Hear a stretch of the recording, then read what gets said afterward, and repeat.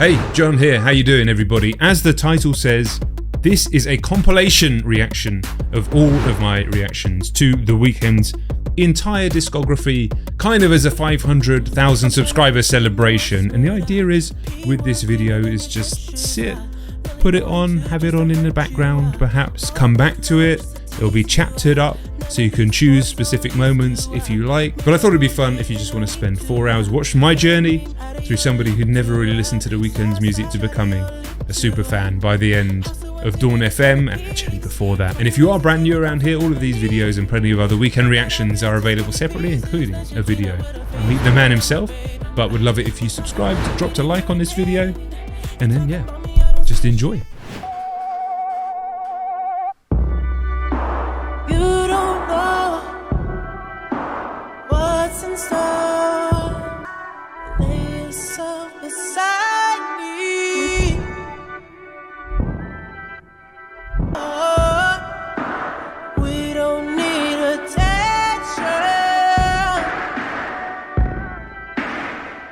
Open your hand, take a glass, don't be scared, trust me girl, you wanna be high. Although it feels a little strange to be put into the role of one of Abel's sexual conquests, I'm guessing the point of this track is like you're coming along as the listener for this experience, as well as obviously him talking to a young lady about a situation that they may or may not get into. But musically, I love the way that the beat was kind of like the reverb. It was almost like it was in another room, and then it came through, and then obviously when it dropped with that weird like straight away. We'll be good, I promise. We'll be so good. Hey, open your head, take a glass.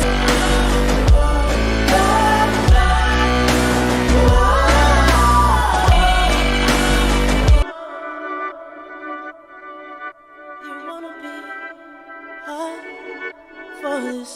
Wow. Oh my goodness. Got to sit up. Oh my goodness. What a start. What a start. Oh my goodness. I don't even have any words. That's why sometimes reaction channels beat reviews, because you just see it. You just get to see it. It would take me ages to come up with the right things to actually say about that and to try and break it down. Sometimes you just have to let the wave hit you. My goodness. What an opener. What a track.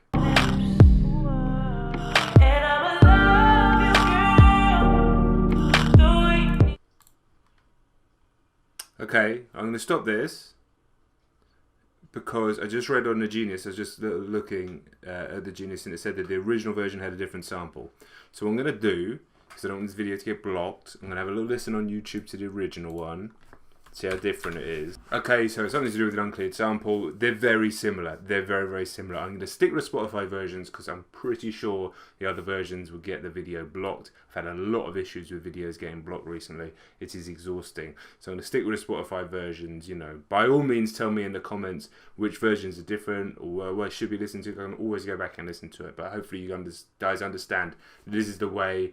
This makes most sense for the video, and probably the only way I actually get the video on the internet. Doing things you never thought you'd do. Baby, leave the high heel shoe. He's what you want. He's what you want. He's what you want. He's what you need. Whoa, whoa. Yeah, that was a funny one because obviously it did sound quite different actually. The more you know, had the guitar in the original version, so I did like that track, but you know, I kind of caught myself thinking, right, does this feel right? I don't know. I'm just going to try not to get too in my own head about that sort of stuff. I can always go and listen to those versions afterwards. But again, there's something about The Weeknd's kind of gnawing darkness that is so interesting compared to most. I don't really like most R&B. I remember getting hammered on that Chris Brown Drake video over Rock Reacts just before the channel ended for not really liking it because it's just never been my cup of tea. But this kind of darker wave of R&B, you know, whether it's this or Frank Ocean, I wouldn't say Frank Ocean is necessarily dark, but it just has so much more to it to me. But there's he himself, whether it's a character or him or a combination of the both, he's like, it's almost like a vampire or something like that. There's an evil charm to him that is intoxicating, and that's kind of the point, right?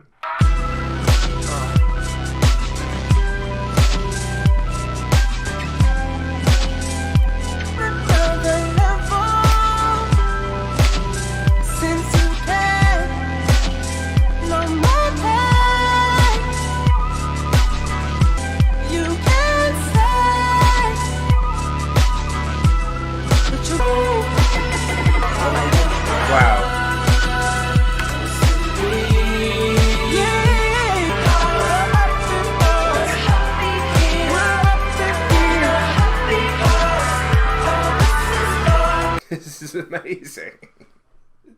This song's amazing. I don't even know what to say to this music. This is absolutely incredible. I can't believe I've never heard this before. The music that you lost.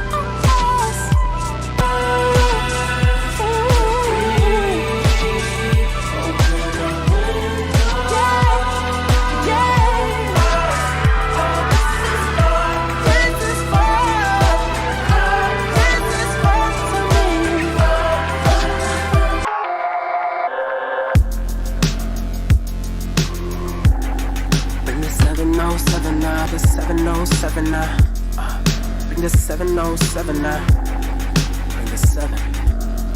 And it's 6:30. Read skies cause time don't exist. And when the stars shine back to the crib, Super got some brand new tables, all glass and it's 4 feet wide, but it's a must to get us 10 feet high. Ain't no offense though, I promise you, if you a real man, dude, you gon' side the truth. But I'm a nice dude with some nice dreams. No,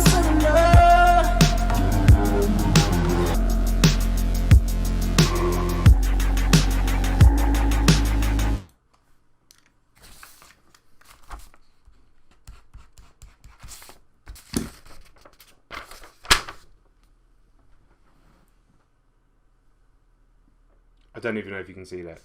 I need to make a sign, a proper sign. I'm going to make one. That was unbelievable. That was unbelievable. I can't even get my head around how brilliant that was. Not only musically, not only the second half, the Glass Table Girls, where it sounds like some fucking early Nine Inch Nails song, but with this beautiful, unbelievable voice over the top of it. But the fucking metaphors in there about panic and anxiety and panic attacks and everything like that. Oh my. I was going to say, why did you not tell me about this? But you've not been telling me about this for a long time, but I didn't realise. Because I've heard lots of his music and I like his music. But I've been hearing more the Starboy era of the Weeknd, which I do like. But this is something very different indeed. Very different.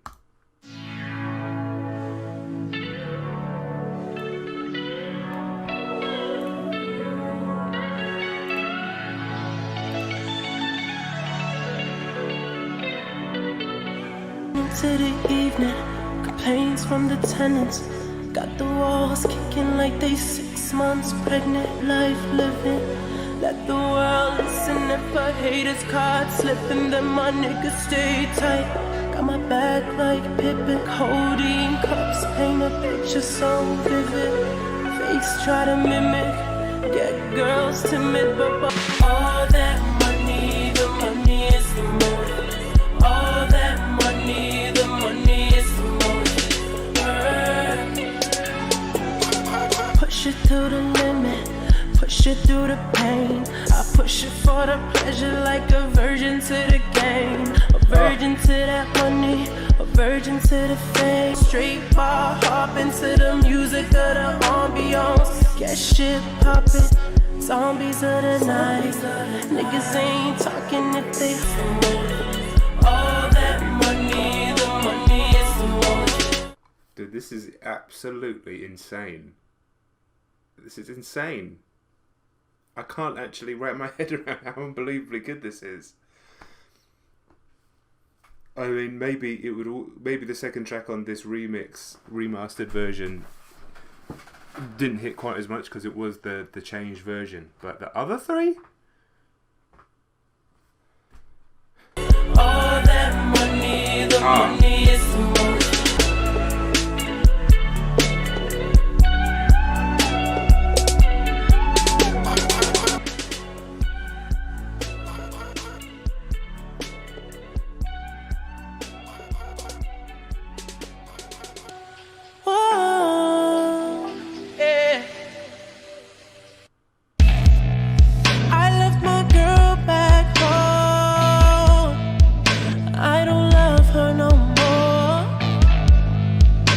She'll never fucking know that.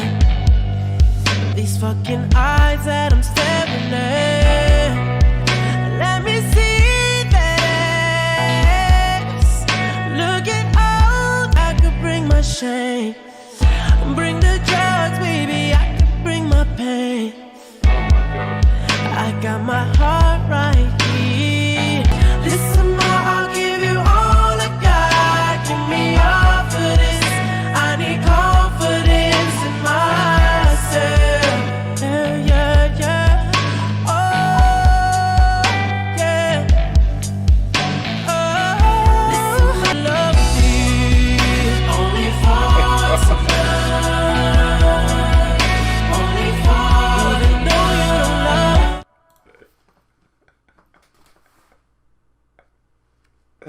Oh my god, what the hell? Oh, what was I supposed to do? What the fuck?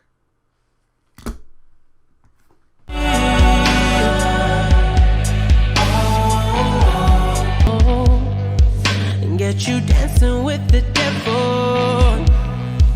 Take a shot of this, but I'm warning you. I'm on that shit that you can't smell, baby. So put down your perfume. Bring your love, baby. I could bring my shit.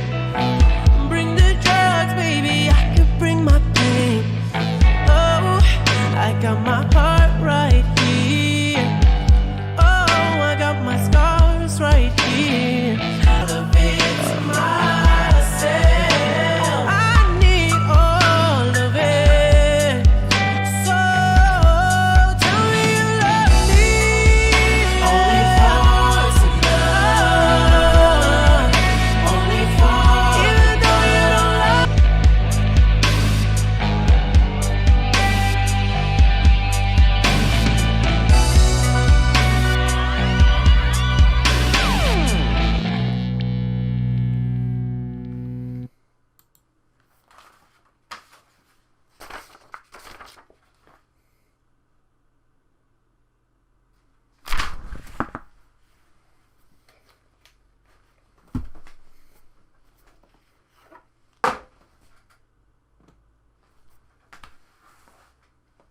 I don't even know what to say. I don't even know what to say, guys. Actually, I do. The last couple of weeks, just been having a little bit of a crisis of confidence with this channel. Not that this channel has been amazing since I've been doing it on my own, and the growth and the views and the support, all amazing. But I think people can understand it's a little difficult to come off a channel that was nearly at 300,000 subscribers, and you put out a video by a big artist and the views would be crazy, 100k, within a few days, all that sort of stuff, and to try and get that again, to try and rebuild from that. Sometimes we're putting out the videos and the views aren't popping on some of them and things like that. And I'm like, fuck me, have I got it in me? I've not been very well the last few weeks as well. And I was like, have I got it in me? Have I fucking got it in me to go and do this again, to try and do this again, but without playing a novelty card so much, and to try and do it in a different way? and then you hear something like that, and then you hear something like that, without this whole fucking record, but like that. You're damn right. You're damn right. I'm not going anywhere. I'm not going anywhere. I was not expecting this to be this. I was not expecting this. Understand, your body wants it. I know your thoughts. Oh, you bout it. With your Louis V bag, tats on your arms, high heel shoes make you 6 feet tall. Everybody wants it, you can have them all.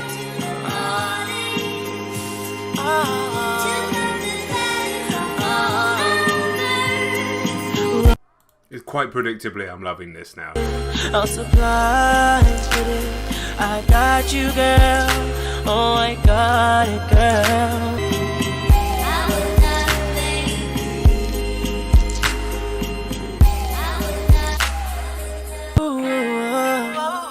I got you, girl. Oh, I got you, girl.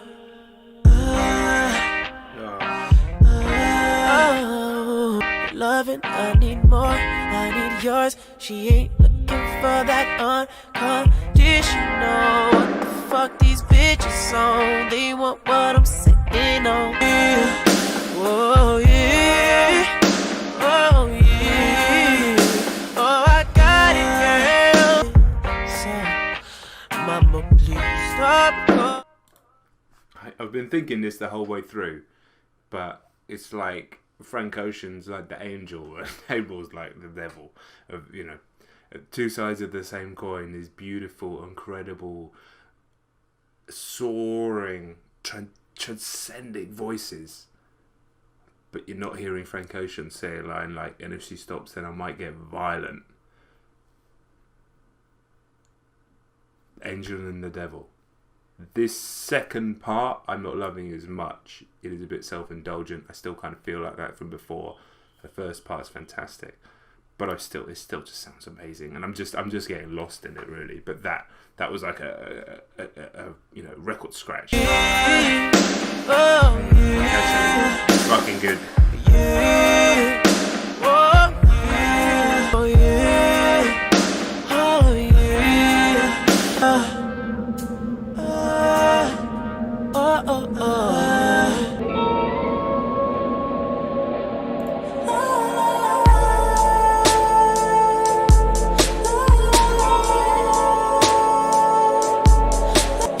Cause with this money comes problems, and with these problems come solutions. And I use them when I'm fading, I forget. I always want you when I'm up and down. I always want you when I'm up and down. I always want you when I'm up and down. I always want you when I'm up and down. Oh yeah. I always want you when I'm up and coming down. I always want you when I'm up and down.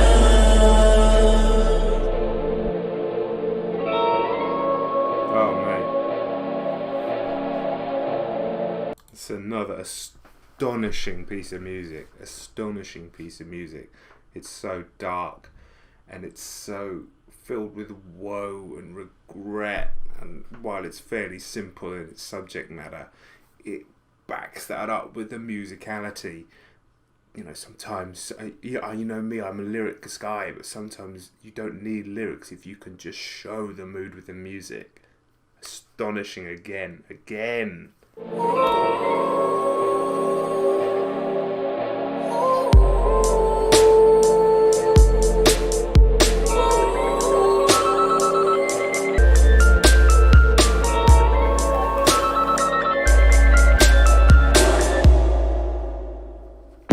That was close to a 10. Wow. The future don't exist, so baby, take your clothes off. A chance like this, you may never get to show off what you talking about. Yes, you like to tease, baby. In reality, you don't know how to please, baby. Blue ball queen, take your fucking seat, baby, and write it out now. It's like the Me Too anthem, this album. And if you're swinging, I get dumber than the next man in the bathroom. I hear noises in the bathroom. Baby, it's okay. We trade places, rehearse lines set up, and then we fuck faces. Yeah, we know just how to get a buzz.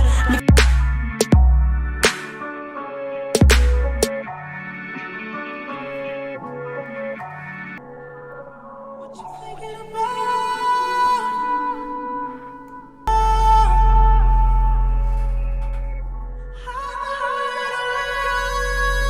Quite a self-indulgent second half, but musically it sounded good, and you kind of needed that breathing room a little bit. And I'm not going to have a go at Abel the Weeknd for being self-indulgent, because that's the whole fucking theme of the record. So yeah, if he has those self-indulgent moments musically in the record, it makes sense. That's not my favourite track on the album by any stretch, but it's still very good. But compared to House of Balloons, compared to Wicked Games, and compared to Coming Down, it's not there. Well, we've got the track The Knowing now, which I believe is actually the last track, and they've added an extra track for this Spotify remaster, or whatever it is, the full release. So I'll listen to both, but I understand that The Knowing is the proper last track.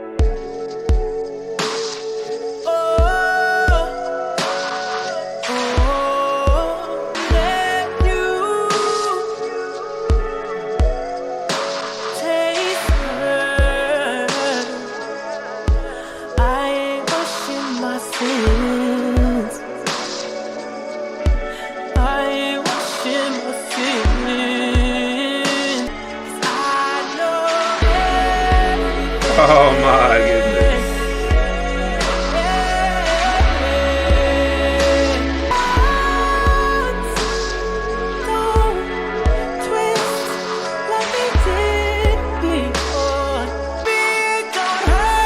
Oh my God.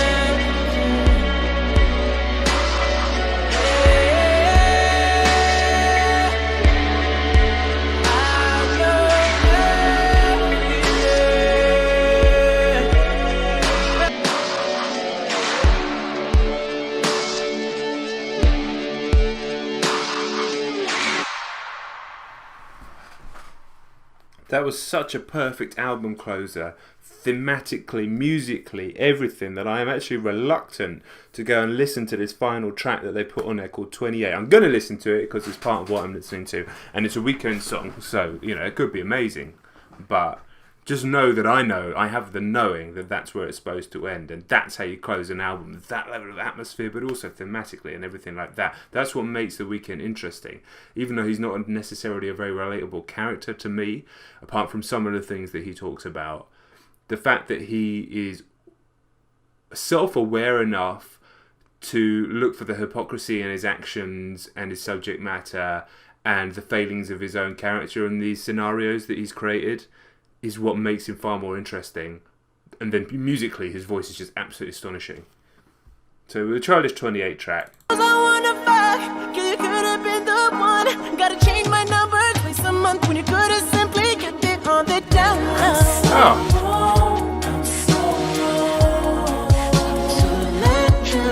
You'd be living in my sheets. I wouldn't have shown you any love. I'm so wrong, I'm so wrong, I'm so wrong. I'm so wrong, I'm so wrong. To let you go, baby.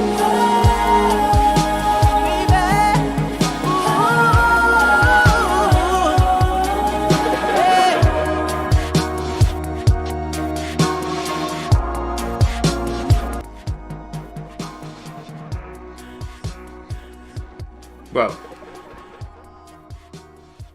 do be fair, that song was fucking great. So I'm glad that I listened to it, even though it did feel like a bonus track. But it was really, really, really good. What can I say though? What can I say? Genuinely, what can I say about that as a body of work? I don't understand how he's got 2 more just in this trilogy. Are they all that good? How could they possibly even remotely all be that good? I kind of had my mind blown by the time we even got to Wicked Games, and then the rest was just a float back down to earth. An amazing body of work. Amazing.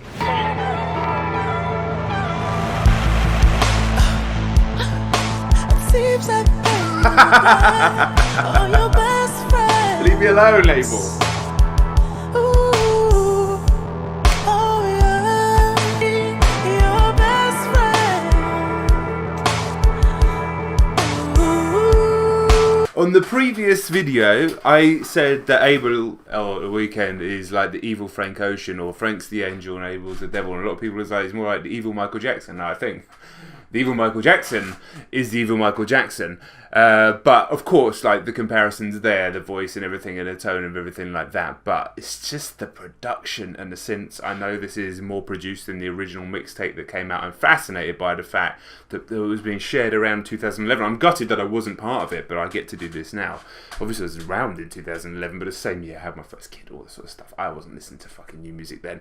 Too much going on in my life, but the fact that he was being shared around and nobody knew who he was, they hadn't seen his face, that's fucking super exciting. I kind of wish I'd been there, but like I say, you know, life just is what it is. It moves the way it moves, and I wouldn't be here right now with you guys doing this if I listened to it then, would I? Fact.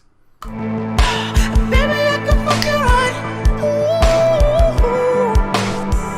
whoa. Baby, you can have it all. Oh. Baby, you can have it all.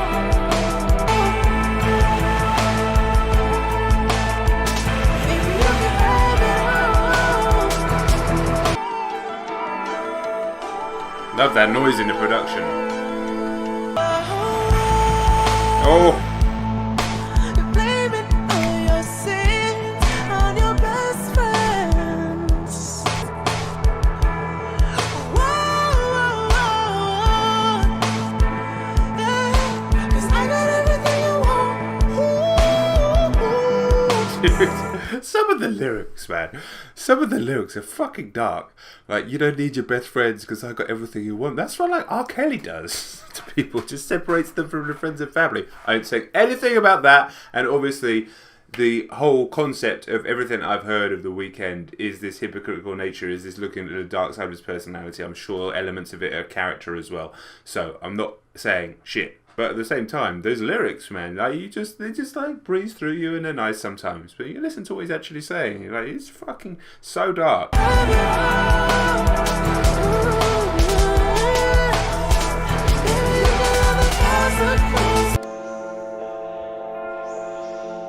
was just clicking on some of the stuff there on the Genius. I exist only on Thursday, and Thursday being the day that's closest to the weekend. That's very smart. And then some of the EXO stuff, you guys might need to explain. I saw that a lot in the comments about the EXO stuff, some sort of Weeknd Able type thing that I don't know about yet. I don't want to read too much in and around the artists, especially the early stuff, because I just don't want to spoil any of the music. But you guys need to explain that a little bit in the comments for me. Love the guitars.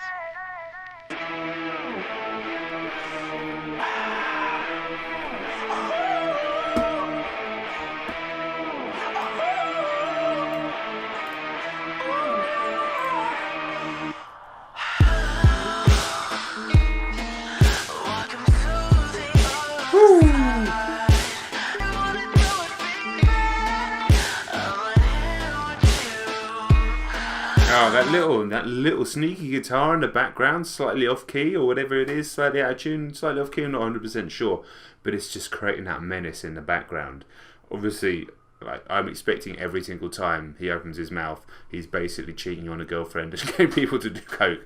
That's just what he does. So, not really being surprised by the lyrical content. It's that darkness. It just gets to you, man. It's appealing. He's like a sexy vampire, man. It just is. He is. That's what he is. He's just. It's the noise of temptation. Not for me, but you know that's kind of what the essence of the music is.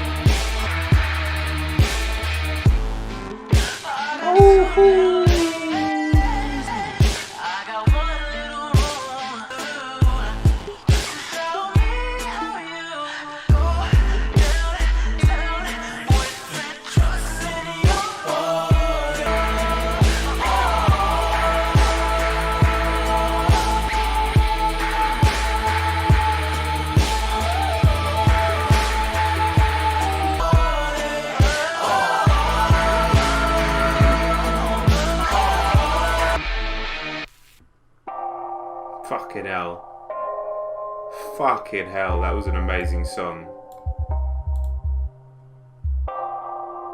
Fucking hell. I'll just pause it while before this one starts. My goodness. My goodness.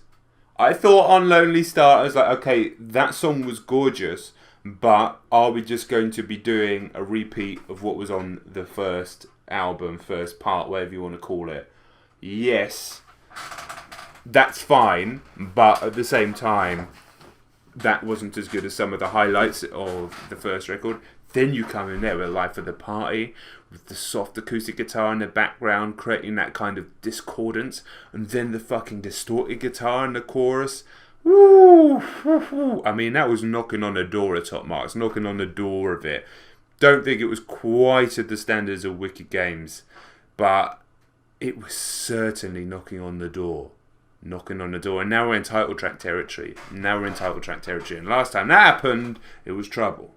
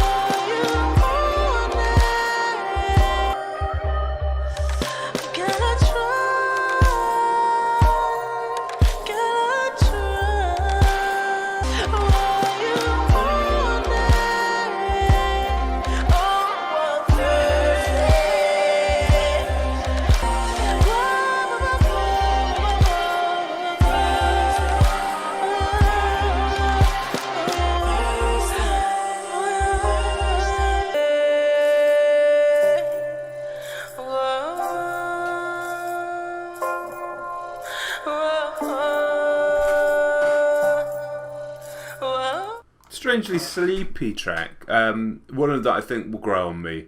One that doesn't have the impact of some of the others, doesn't have the drops of some of the others, doesn't have the true expansiveness of some of the others. But still so much beautiful stuff going around. There's that high register, I don't know what even instrument you'd just call it, just like high up on the keyboard, little twiddly thing going on. Remind me of Royksop if you know them. But not one of those ones that, you know, smashes you in the chest like the last track or some of the massive ones on the first part on House of Balloons. So yeah, a little bit more low key, a little more sedate. It's a slightly different mood on this one so far. I'm getting, you know, obviously he's got this girl that he's kind of into but isn't treating very well at all, and he's still doing his party thing and he's hooking up with her, and he's being increasingly more demanding on her. It's unsettling. Okay, The Zone with Drake, early Drake.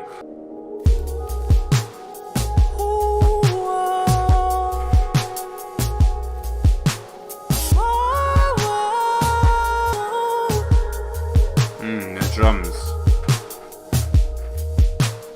I don't wanna die tonight, baby. So let me sip this song. I'll be making love to her through you, but I'ma touch you right. Oh, I won't see a damn thing till I fall. Oh yeah, I left it all behind, baby. Touch you right. Ooh yeah. This track is creeping on me. It's lower key, like Thursday. I don't mean it's in a lower key. I mean, you know, it's a slightly more low key track than some of the others. But it's just creeping. It's just adding a little bit of intensity. It's taking me along for the ride, and I'm starting to really fucking feel it. I'ma touch you right. Oh yeah, just let me sip this song.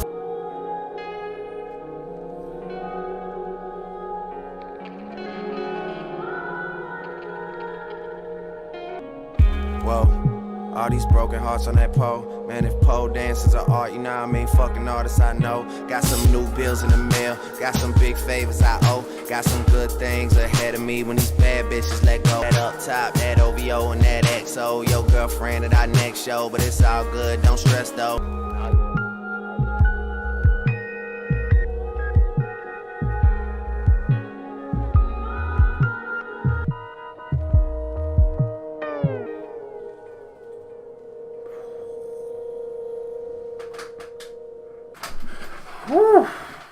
that was a hell of a track. That was a hell of a track. Drake fucking killed that. He only came in for a little bit, just a little verse there. But Drake can sometimes, even in older music, like his verse on Poetic Justice with Kendrick, really took away from that track, really felt out of place. That, however, felt like he was just part of the crew, part of the entourage. He was there at these parties. The subject matter was spot on. He had a kind of sinister nature to his voice, and being 8 years ago, it's not that all-encompassing super megastar Drake, which I don't mind either. I don't mind that guy, but he's just very difficult to relate to. Not that I'm relating to what he's saying there, and I don't necessarily really relate to The Weeknd in that respect. It's just not my life. But I just like the fact he just fit in with the vibe of the track. It came at the perfect time, and the fact that it was just that build up, and then that interlude where you soar away. It was just them getting into that zone, you know, where they're drinking lean, smoking, doing coke with them, whatever the fuck they are. Like, I like it when a song can musically represent what's going on lyrically. Like, case in point, one of the perfect examples of that is Fade to Black by Metallica, a song about suicide. Listen to that song. It's not particularly heavy. It's just this beautifully constructed, complicated track with all of these different sections. It didn't sound anything like that, but again, like I'm saying, when musically you can represent what you're saying lyrically, I think that adds so much. I think sometimes, this isn't hip hop, but sometimes hip hop falls down in that respect when it matches a good beat with a good flow, but necessarily they don't quite gel into a song that is more than some of its parts. However, on the flip side, when hip hop does that brilliantly, like To Pimp a Butterfly, for example, pretty much that whole record, it takes it stratospheric, because you get the thing that you often don't get in other sorts of music, which is the incredible lyricism. That was a very, very, very strong track, and it felt like a natural breaking point for the record. I might be wrong, but there's a two-parter coming up which kind of feels like it's going to be its own thing. So yeah, into the Birds 1 and 2 now.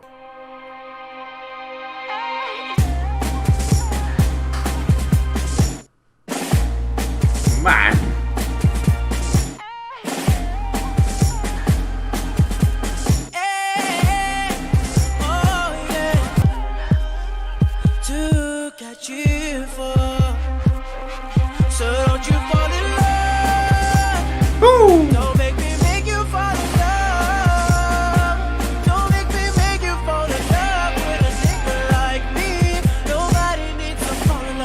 Don't make me make you fall in love with someone like me. It's your fault. And it's also your fault. Fuck me, he's a dark motherfucker. He's a dark motherfucker. He knows his failings, but he's dark, man. He's been twisting these girls' minds.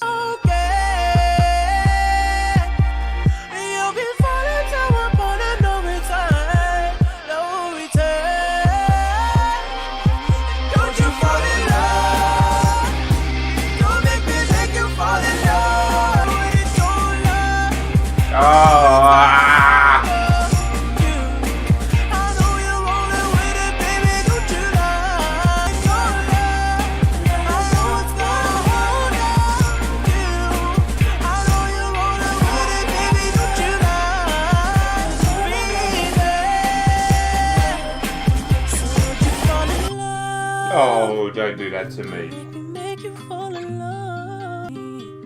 How are you going to get someone to not fall in love with you singing like that? These poor girls. These poor girls.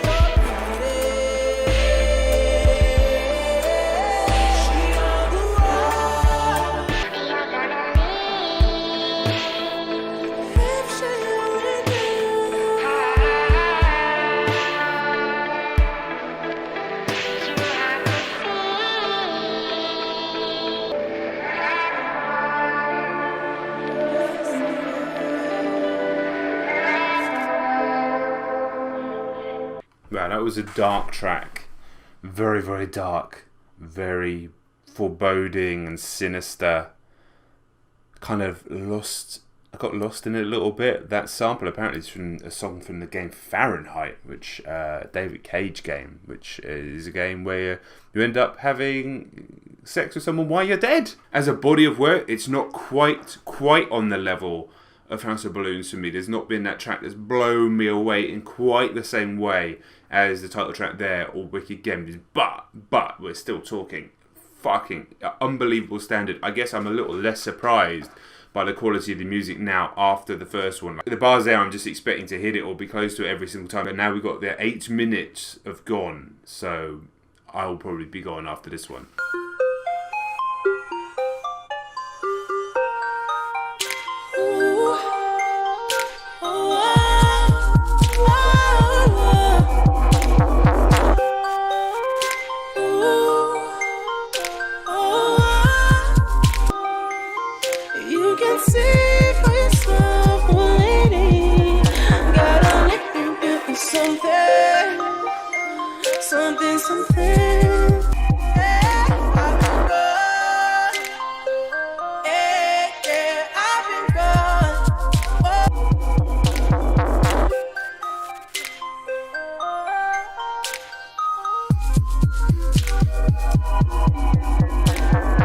This is basically an impossible song to react to because it's just self-indulgence. It's a solo. It's a guitar solo, right? It's just supposed to be lie down on the bed, eyes shut, headphones on, go. See where it takes you. And I'm trying to think of intelligent things to say about it, and I can't. So I'm just going to let the rest of the song play out. I got the whole city on my side tonight. Baby girl, I got you. I'm only 21, so I do it when I wanna. Ooh, let the night go. I'm so gone.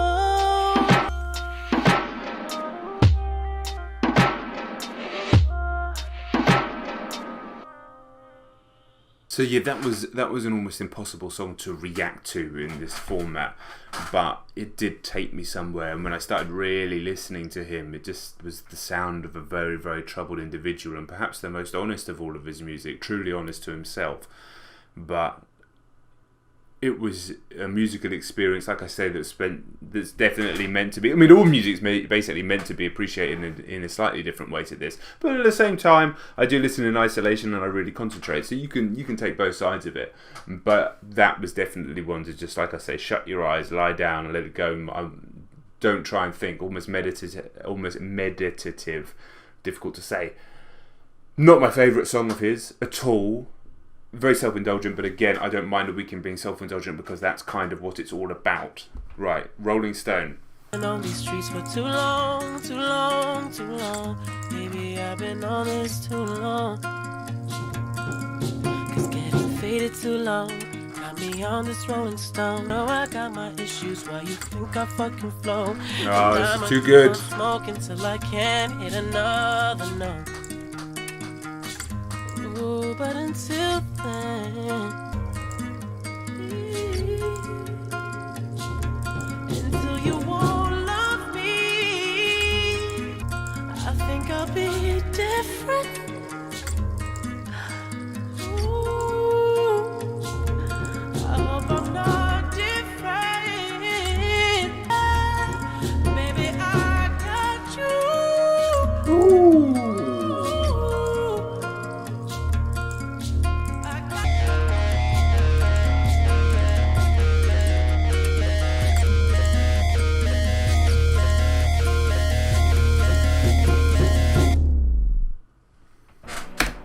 Fucking amazing. That was an amazing track. This is it's a more languid record than the first record. It's a more meandering record than the first record. It's a bit more baseless and structureless.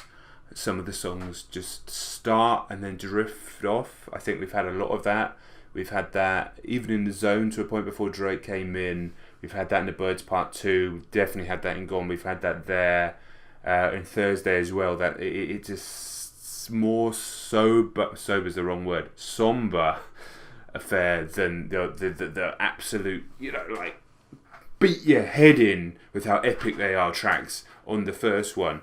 But I'm still enjoying the vibe of it, but it definitely feels like I can understand it. The middle act of a trilogy, that kind of lower key, the Empire Strikes Back thing.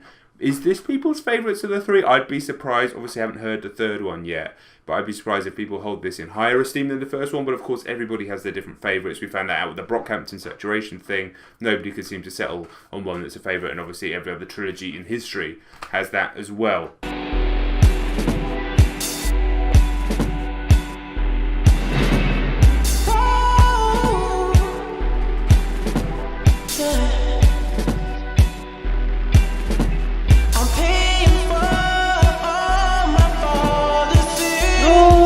Fuck off. So I'm thinking for you.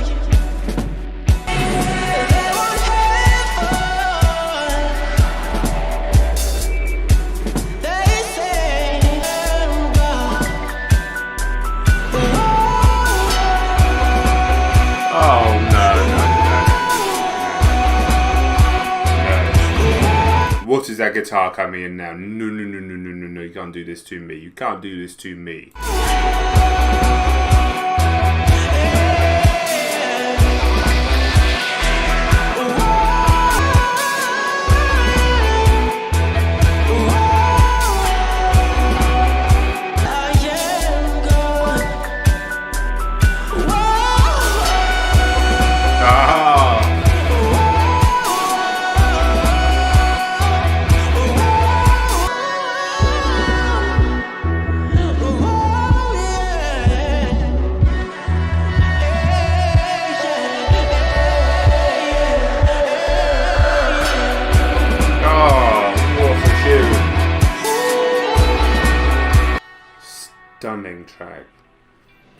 Stunning track.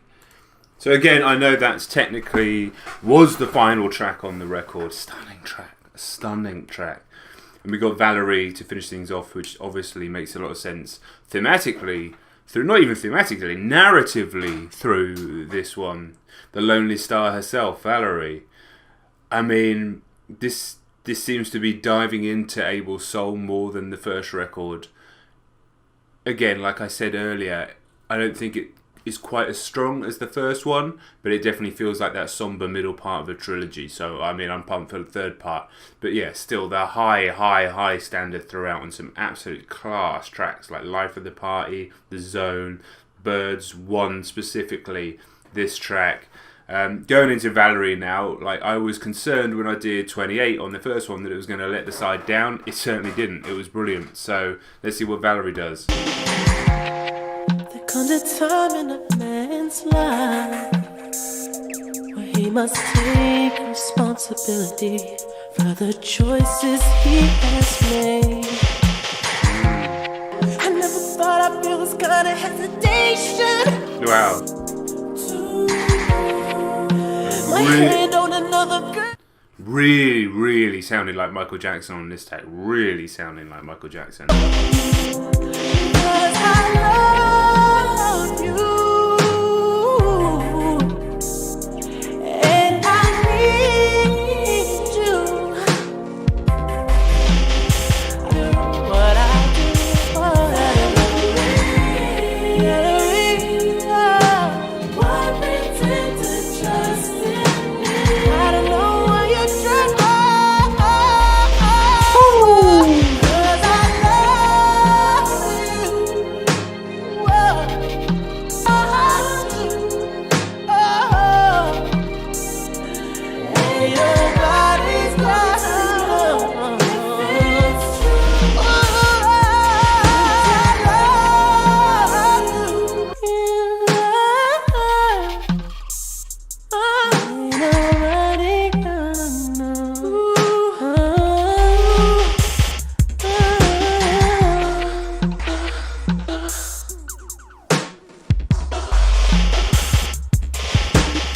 Again, much like 28, yeah, absolutely felt like a part of the album, and in that case specifically was a great way to tie up the story, if you want to call it that, the story.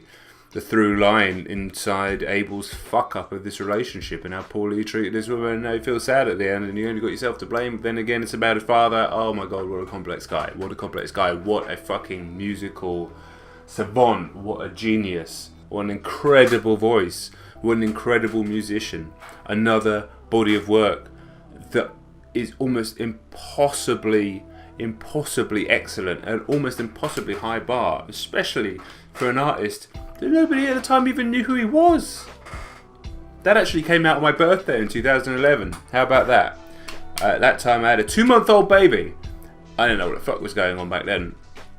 Amazing stuff. You never make me stay, so take your head off of me.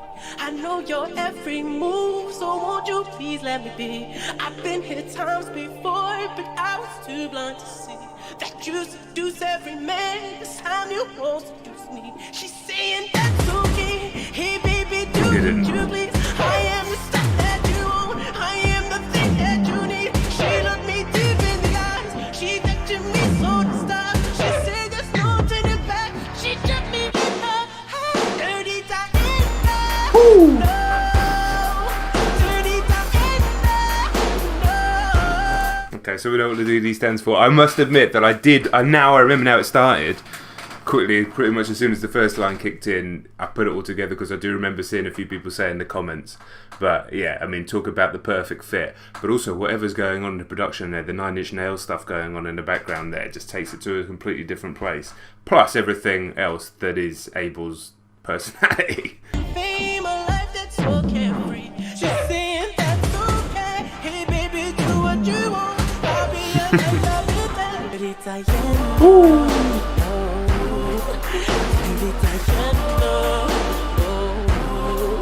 to go home, cause I'm real tired, you see. But I hate sleeping alone. Why don't you come with me? I've heard so many covers of this song just through X Factor and American Idol and all those other crap programs. This is easily the best one. It's not my favourite MJ song, it never has been, but this is easily the best cover I've heard. Oh, one breath.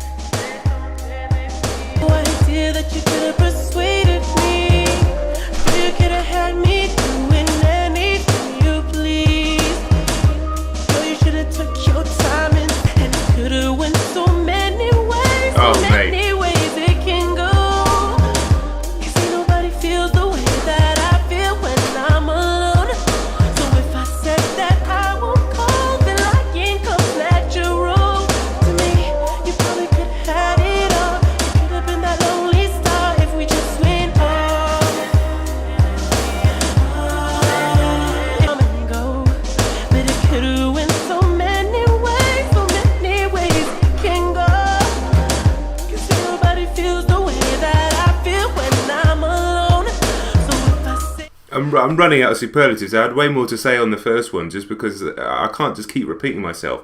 The chorus here, or the hook, or whatever you want to call it, it's like, I don't know, it's almost angelic. It's perfection. I sound like Chandler from Friends. I don't even know what to say. This is like a flawless pop song, and I mean that in the best possible way, just like Michael Jackson's music is pop music.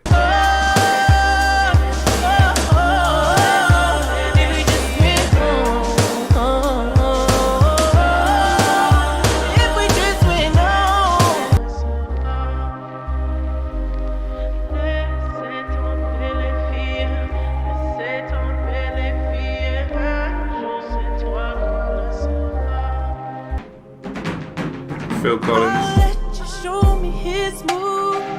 Let you do what he taught you. Let you reminisce how you used to do. Girl, I'm open to anything that'll get you into that zone. Cause baby, when I'm finished with you, you won't wanna go outside. Whoa, yeah, you ain't saying nothing. nothing. Yeah, you ain't saying nothing. You gon' make me show. No. Gone already. 3 tracks in. Absolutely gone already. Slumped in my chair. He is the dark, sexy vampire. The way he talks, I mean, it's like he's just giving up his secrets of manipulation in his music. Yeah, he knows he's not necessarily right for doing it, but that's just what he's going to do. And he knows that even though it's not necessarily right, that people are enjoying it. But musically, just the depth of the production. I know this is different to the original mixtapes. I know there's a bit more going on, but still, it still would have been in there in the original mixtapes, you can tell. But it's at this point now I'm not being surprised by how amazing it all is. It's almost like you just want to listen to it all without stopping it, without having anything to say. But at the same time, it's making me have something to say. Wanna go outside.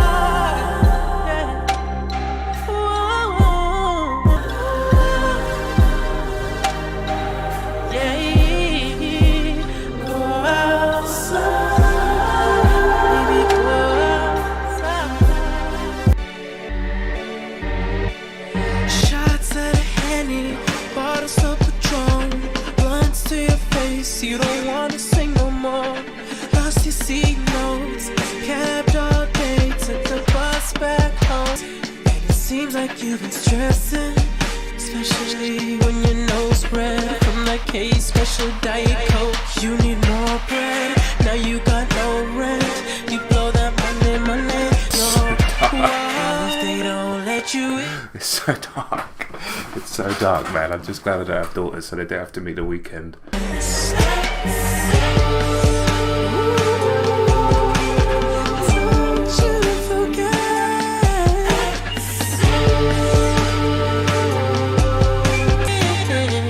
This is absolutely ridiculous, this track. It's absolutely ridiculous. Combination of like 80s synth, rock music, prog rock music, Abel being Abel, the complexity of his melodies. Absolutely ridiculous. So far, this whole mixtape, the whole thing, of course, but this is up there with the first one, and it's not like the second one dropped far, but it's so musically complex, yet so listenable and just so gorgeous. I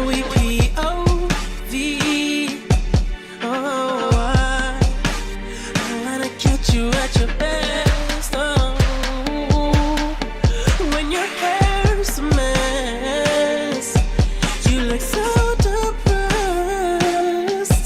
and you feel with regret, and you feel Mate. like you gotta go home. Girl, you ain't alone, we all been alone. Baby, just be honest.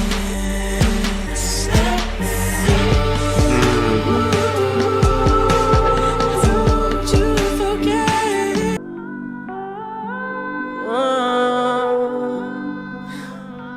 Girl, the night's almost done.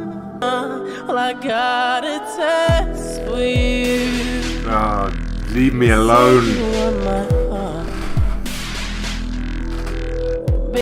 Leave me alone. It's too good. This song's unbelievable. Unbelievable. It's also so fucking dark because it's so human and so real and believable. Yeah, I don't know. It's so cinematic. I can't even explain it. Sometimes you just have to pull my hat down and just accept it. Just ride it.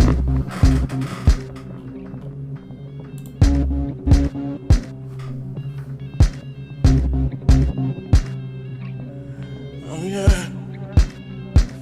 Got you drinking out the night cups, sodas. All this shit's so foreign to you, thick smoke, choking. Baby, get familiar with the order. Just crack it, then pour it, then sip slow, then tip low. My eyes red, but my brain low with that XO. She's climbing, straight to the top, forgetting what she did in the first place. No more crying, heart rate slow, put that rum down. You don't wanna die tonight, I promise. I got a test for you.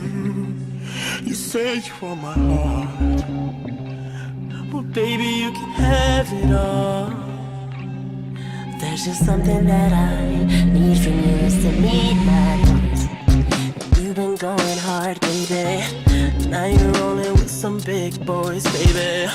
Gotta think I'm sure. Girl, if you thirsty, baby, if you thirsty, grab a cup of the XO. Baby, I've been leaning back from the come down. Girl, I've been fiending for another round. Don't you blame it on me when you're grinding.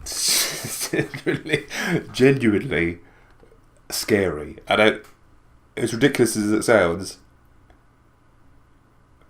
it's so grim and nasty and dark and real and realistic.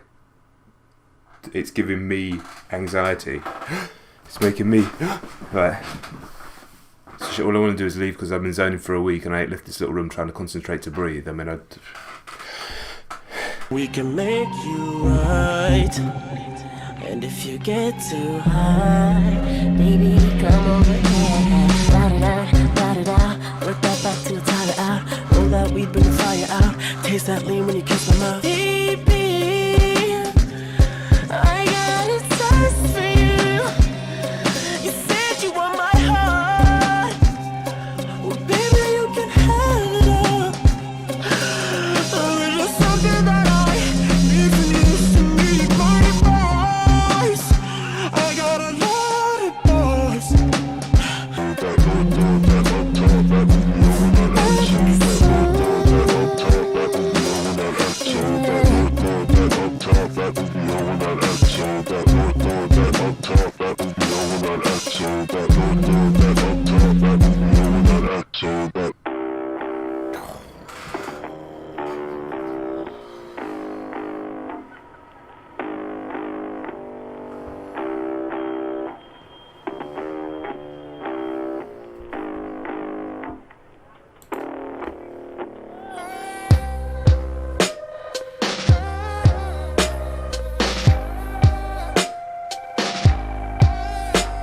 All your girlfriends talking about me. Now you're ringing up my phone. I bet you miss me now, baby. I bet you kiss me now, baby. see, this might be better than the first one, which I didn't actually think was physically possible. That last song, dude. It was one incredible track. It made me feel very uncomfortable. But musically, everything about it, from the way it was sped up and slowed down to the way that the Ride It Out shifted in time, it was like, I mean, it was called Initiation, but it felt like a vampire movie, like a nasty vampire movie, not your fucking Vampire Diaries, Twilight, a nasty vampire movie where someone's really being brought in and it's not going to be nice, it's not going to be pretty. And then straight into this with this fucking growling bass and everything. This may be better than the first one, maybe better than House of Balloons.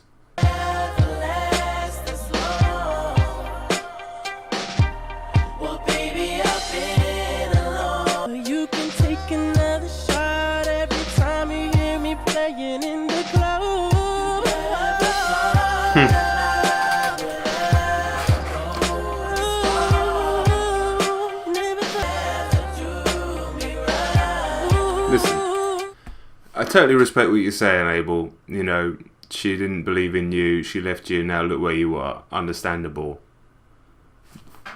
But you probably cheated on her, didn't you? To be fair, you did probably cheat on her about 15 times. So, you know what I'm saying? It's all good, but come on now.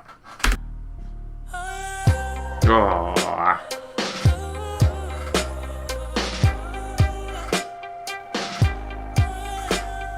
Listen to that shit, man.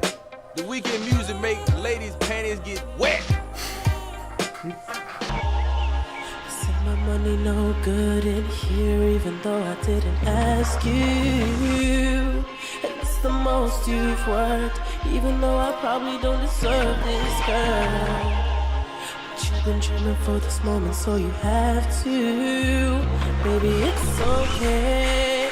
I got show money, baby. I wanna show you how I blow money, baby. I'm saying this ain't nothing, but it's all I need.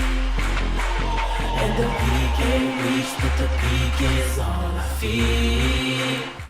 I realise I'm not pausing this one as much as the other one, so it might be a shorter video, but it's just getting into my bloodstream. It's getting in between my bones, in between my nerves, in between my sinews, in between my tissues.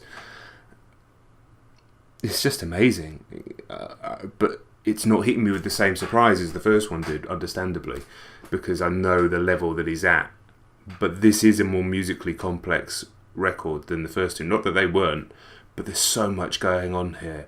The way that the melodies are contrasting with the instrumentals, or like intertwining with them and everything like that, and the way this one, unlike the other ones, is all going through. You know, the people said in the comments, make sure you're not stopping in between each songs because it's all about transitions. I totally agree, but that's also not giving me those natural points to talk.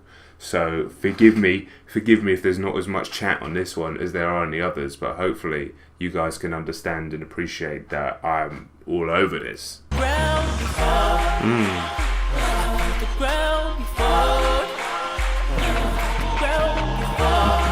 Thursday, so you Nice. can watch my love vanish. I'm not going no telling, but to make moolah banish, call a friend from a friend, and a friend's name's Lexi.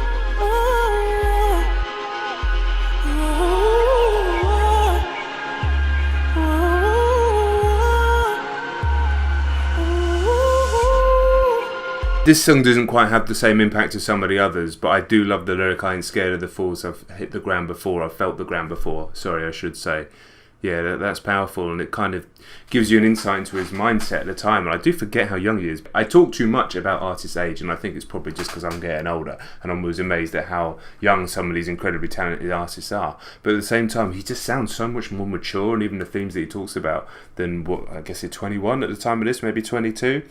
So to have that level of maturity in the way you're thinking and that level of self-awareness and introspection is really interesting, especially given the hedonism. It's kind of a self-aware hedonism though, isn't it? It's like he's aware the whole time that things aren't necessarily good. They're not forces for good. They're often forces for evil, for the people around him, the women around him, but even himself. Yet that is the mystery, that is the luxury of who he is and what he's creating, and the aura around him and his own life, and that is the kind of essence of what he is. So it's both sides, it's the yin and the yang of that.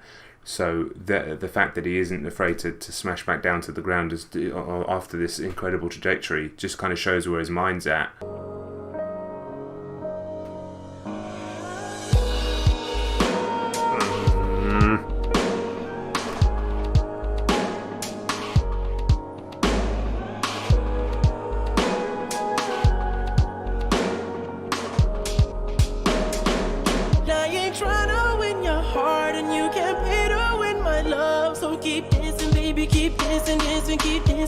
Keep dancing.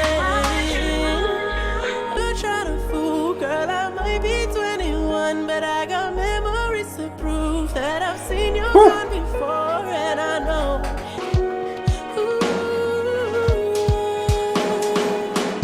Baby,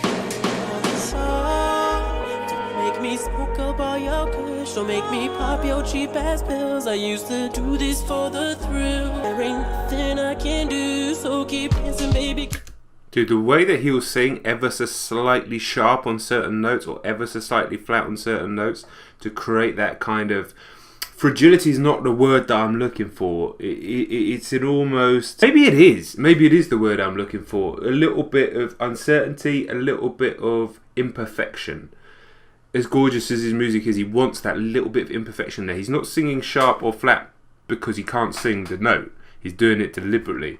You just listen to it in that last little bit there. He goes a little bit sharp, but it just changes the tone of the song a little bit. Yes, I know, yes, I know. I'm too far in this game to let go, so let go, so let go. Oh yeah, oh yeah, oh yeah, oh yeah. Oh yeah.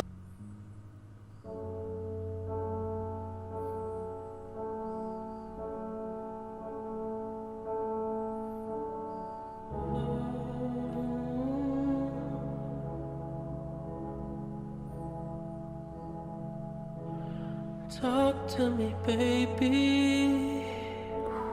Tell me what you're feeling. You you don't want me to go? Don't you pretend you didn't know. It's a joke. It's a joke. I like the thrill.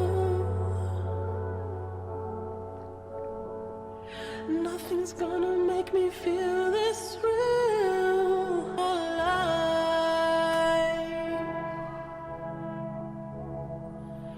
Don't you leave my little life.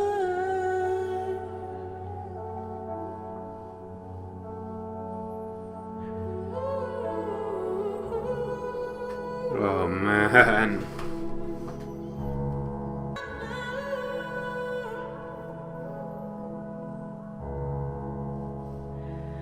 No, no, no, no, no.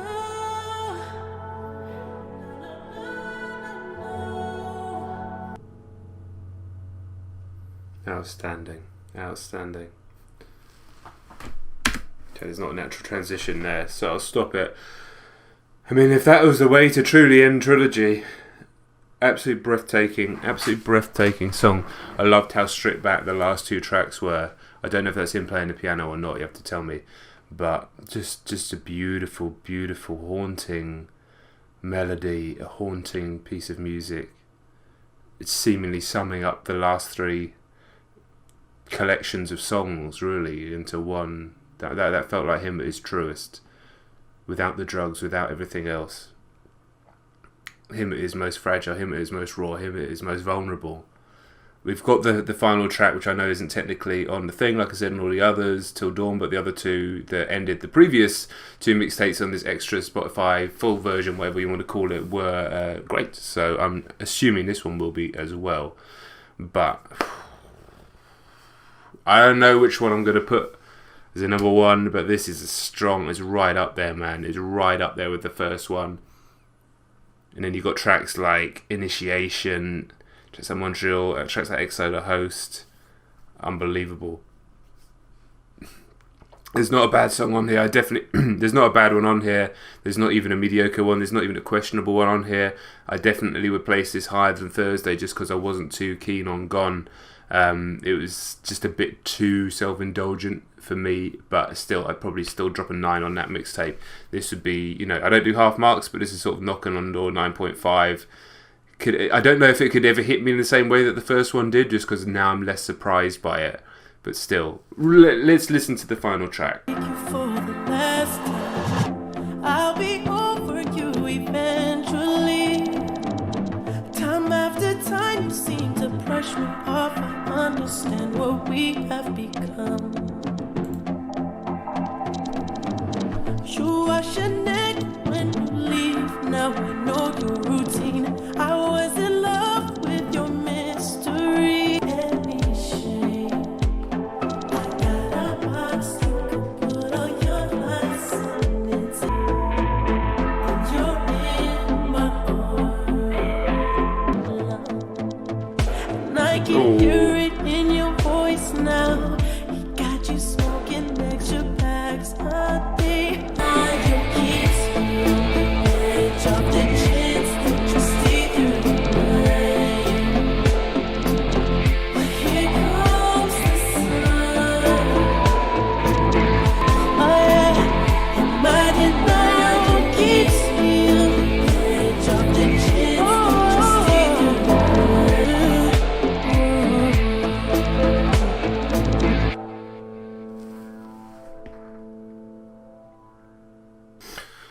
Oh my goodness! Oh my goodness! Trilogy. Done! Definitely a different kind of vibe from that as a way to end it than Echoes of Silence. Good track. Felt a bit more separate, but again, like seemingly about the ending of the relationship. I'm looking forward to going back through, listening really more intently for the kind of narrative arc of the whole thing. Obviously there's plenty to pick up on as you go through first time. I had the lyrics up here and there, but I didn't want to read too much ahead in a lot of the songs as well, so I've been a bit cautious about that.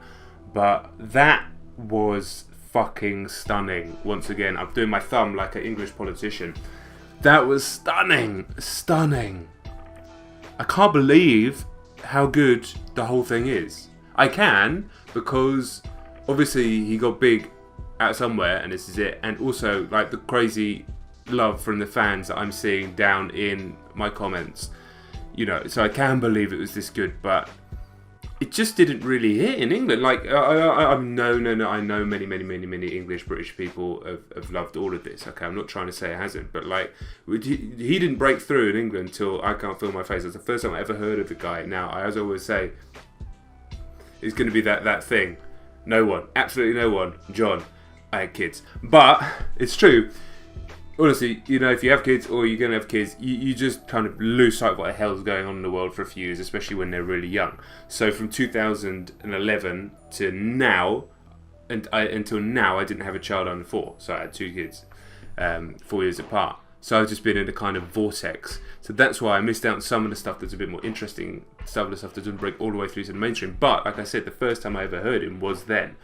And it amazes me that this isn't just something that's talked about as widely as some of the other albums and the other projects that are talked about and raved about. But then again, Drake didn't really break through in the UK until pretty much Hotline Bling, really. People will say otherwise, but, you know, realistically, and I'm talking about breaking through, so people on the school run, the goddamn school run, no, they are. Anyway, my goodness. Tell you how to feel, and you think your happiness is real. Somebody and a nobody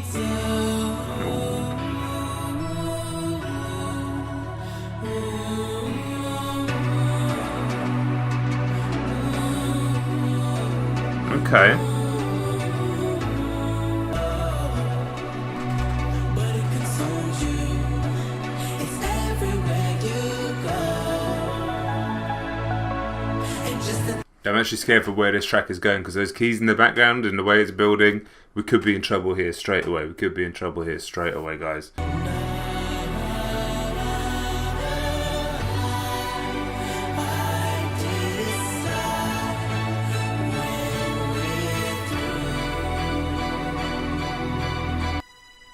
I love you, love Oh my god. this love. We're professional.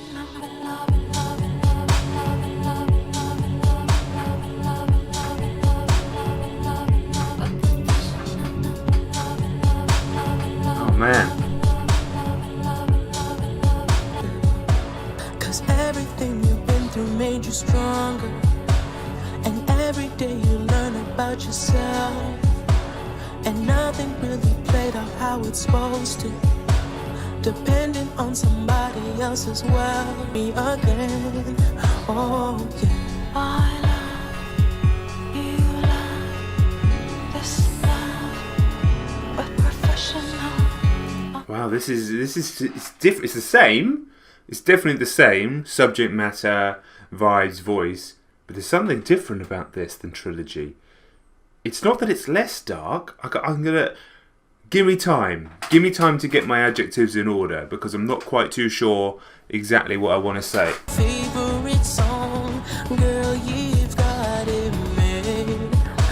Cause your freedom was here in this cage all alone. Ooh, lyric. How'd you drain?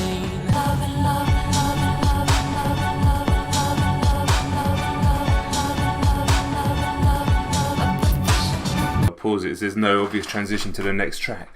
Yeah, far more expansive than anything on Trilogy, which is saying something, because that music is huge anyway.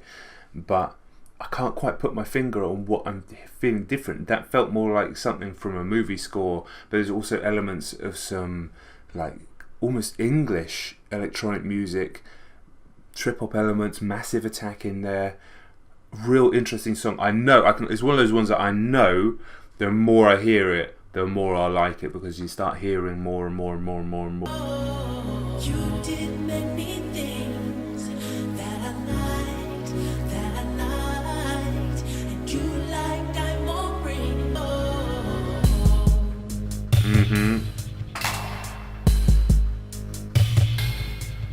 I've been trying to get this money like I got a couple kids who rely on me. But I remember on the bathroom floor before I went on. So I'm sorry, tour, straight you said we in. couldn't do it again. 'Cause you everything with some other man.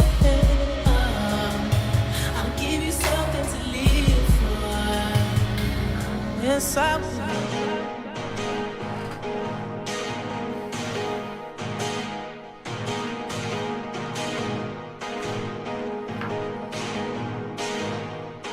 What is going on here? Ah. Never thought you'd ever see my face again, but your love just speaks alive. Oh my goodness. When you said into your eyes that it just might be too good for you. I bet you'll take me. I know you'll take me now. Let's go. You did many Oh, fuck off. that I liked. You love on a crown, on a throne. Wow. My God. What an amazing piece of music that is. That's one of his most challenging songs musically outside of Initiation that I've heard. Just the strange keys that come in. I mean, there's a drive to it, but it doesn't sound like how his music normally sounds with the chords that he uses or anything like that. Switches up the... I don't know if it switched up the tempo or not, I can't quite remember, but regardless, I'm not too sure if it did, but regardless, amazing song, lyrically really strong as well. I just love the metaphor of him, it being about his actual town and a woman, all this sort of stuff, but it was just done in a delicate way. There was a kind of softness to the synths, but also that hard edge to the keys that came in. But overall, that just sent me to about 5 different places at once. Sometimes you got to put the shades on because I need to feel like I'm at night in a movie. I mean, I don't understand how he's making music that sounds like it belongs on Trilogy but doesn't sound like it belongs on Trilogy, which is really hard to explain. It's been a test to see how far a man can go without himself. What a lyric. I think I lost the only piece that held it all in place. Now my madness is the only love I let myself embrace. Oh my God. I could have stayed. Lyrically, he's on a different level on this record already. Not that there wasn't anything good about the lyrics in the previous stuff, and certainly the mood that he was able to create, but in terms of poetry, I lay my head on 1,000 beds. It's been a test to see how far a man can go without himself. I think I lost the only piece that held it all in place. Now my madness is the only love I let myself embrace. Wow. Wow. But I chose the light days for a little fame. Now I'll never see your face. Love that's so uncut and raw Oh my gosh. and clean, so clean, as opposed to what I offer, because I chose the light.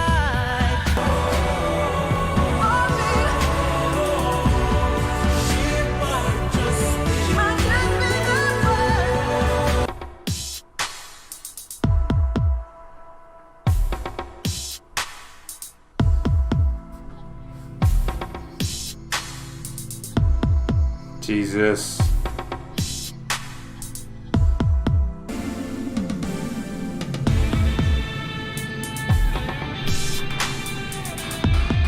This is fucking ridiculous.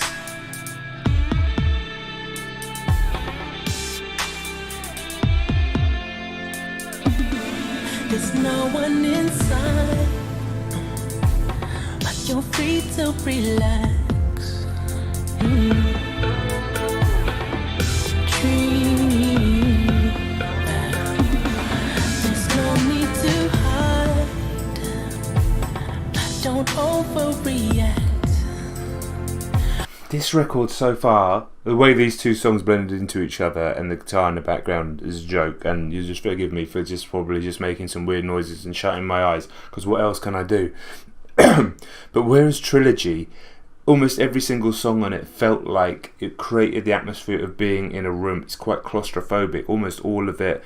the feeling of whether it come downs or being in this intense environment, the ups and downs of that. But everything all feels like it's kind of taking place inside Abel's house, inside the House of Balloons, even the stuff on the other two mixtapes. But this feels like it's so much bigger. Like, he's broken out of that small house, and is just kind of his energies like seeping through the streets of the whole city and like lighting up the city with the energy. There's still the darkness in there, but it's much broader. The songs feel less specific. They may not be. They may still be about specific people, but they feel more about energy now. They feel more about a kind of relatable energy rather than his specific dark, very, very unique situations that he was talking from the experience of. Everything feels bigger, like he's almost ascended, and his influence, his sphere of influence is just broadening out across through everything.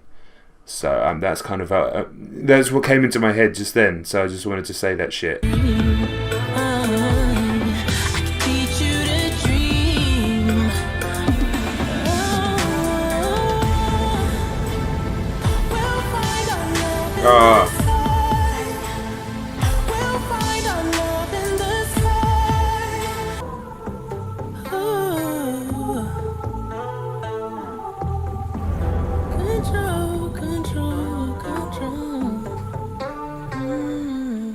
Astonishing start to this album. The 4 tracks have all been amazing, especially The Town and that one, Love in the Sky. Where are we going next?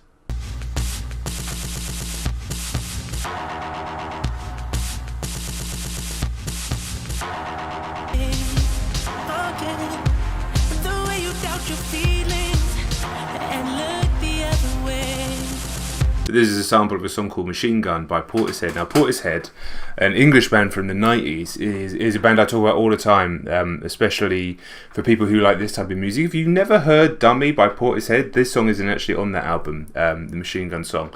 But if you've never heard that, please just go and stream it. I guarantee you will fucking love it. If you like this type of music, it's a female singer, it's this soft, low-key beats. It's so before its time from the trip-hop scene in the UK. Same as I was talking about Massive Attack before, I'm definitely getting their vibes. The fact that he's out there sampling Portishead makes me realise just how much I have in common with him from an artistic point of view, and it's no wonder I like his music so much.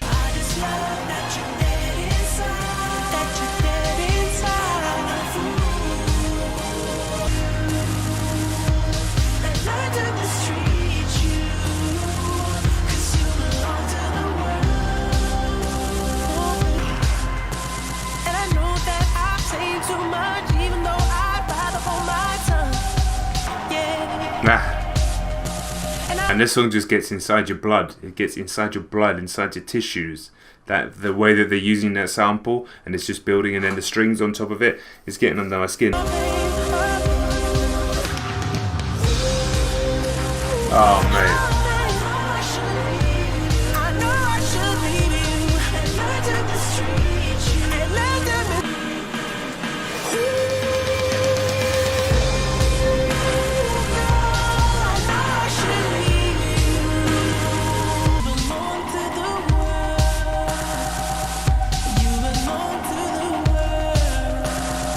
Amazing. Amazing.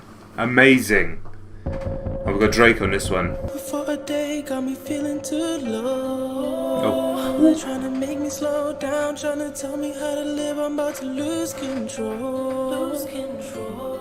This is shit that I live for, with the people I die for. This is shit that I live for. This is shit that I live for. This is shit that I live for, with the people I die for.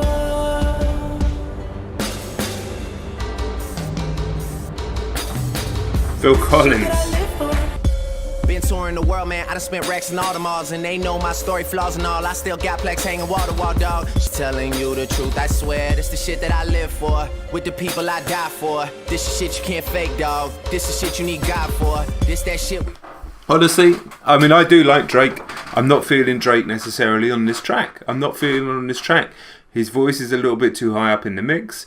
It's just taking a little bit away from the atmosphere of the track. I don't think he said anything particularly clever or interesting or funny or smart or slick in his verse. I don't think it's anywhere near as good as his verse and appearance on The Zone. Was excited to hear him, but yeah, phoned in Drake. This feels like phoned in Drake, and I really don't like phoned in Drake.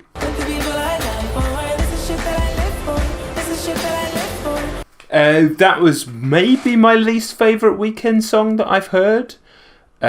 His parts were okay. I like the Phil Collins drums. I wasn't massively keen on the really repetitive hook. And then I just didn't really like Drake's verse on there.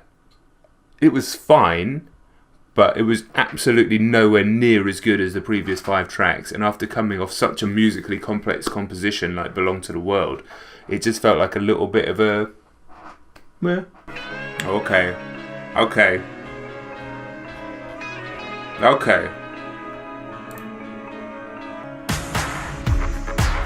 Ooh.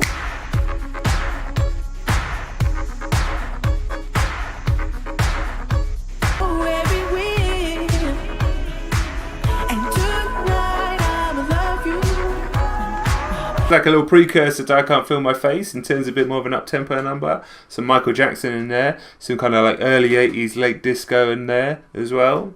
It's vibey. It's cool. And this is, at the time, apart from I Can't Feel My Face, not really heard of Weeknd on a track like this. So it's interesting little switch up. Must admit, when that guitar came in the beginning, I thought we were going to somewhere immense. But I'll take a funky little number.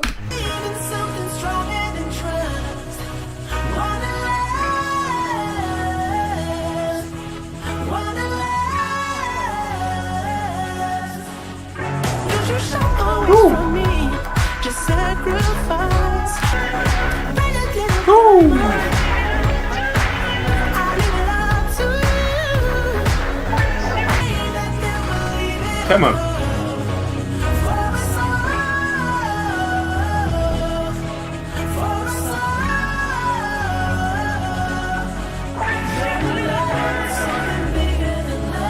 Sample in the background is sick.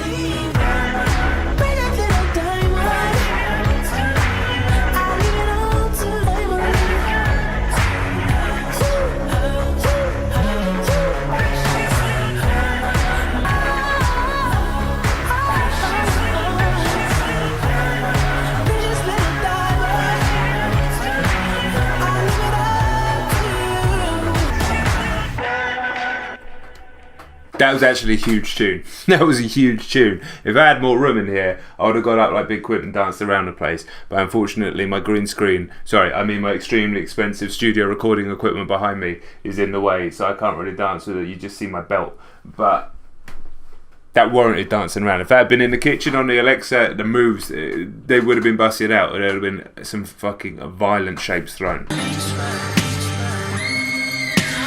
Ballin' ain't an issue for me. I'll make 100 stacks right back next week and do it all again.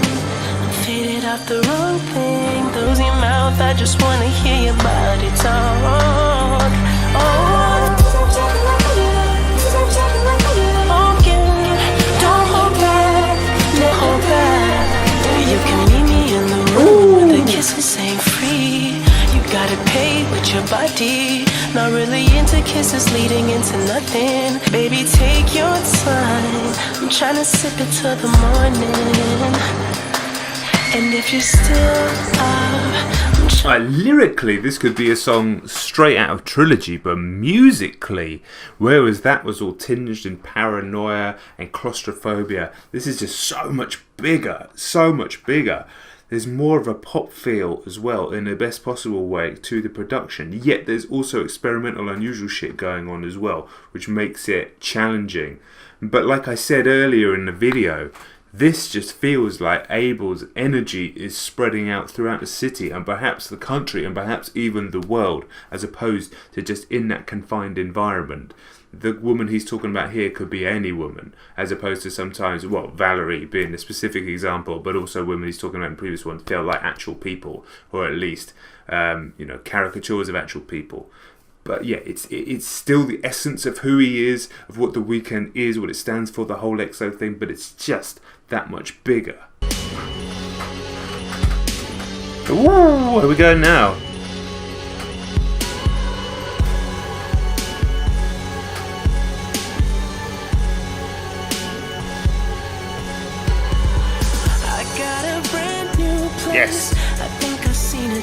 was a year, then just 12 months.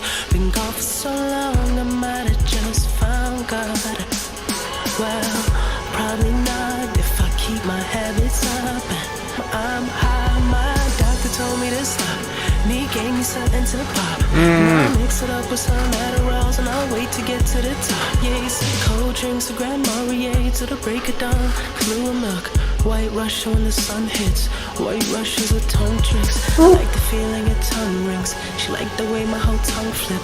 She cried hard for tuition. She cried hard to her teacher. Oh, mate. I make her hotter with gold grills. And this ain't nothing to relate to. And this ain't nothing to relate to. Even if you try. What have I been saying the whole time? I can't relate to his life. I just can't. However, I can feel it, and that's all that matters. And that's exactly what this unbelievable song is all about. This ain't nothing to relate to, even if you try. Amazing. Amazing. Said you fucked another man, finally. I knew this day would come. Whoa. 'Cause since I seen your face, I've been living on the road, and you've been living all alone. You will never feel so pretty, and you will never feel this beautiful. When I may master the art of that faraway love, but I have you to rely. Even if a short time, baby. As long as you know that when I land, you're mine. And you will never feel so pretty. And you will never feel this beautiful. Oh, when I'm made. Man, you mess with these girls' heads, Abel. You mess with these girls' heads. Real bad. Real bad. But the song's amazing. When I make it there.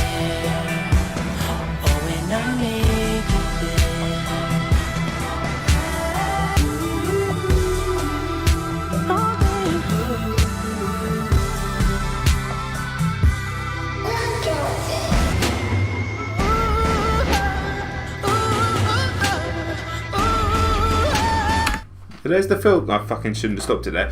There's the Phil Collins drums. The In the Air Tonight drums split up.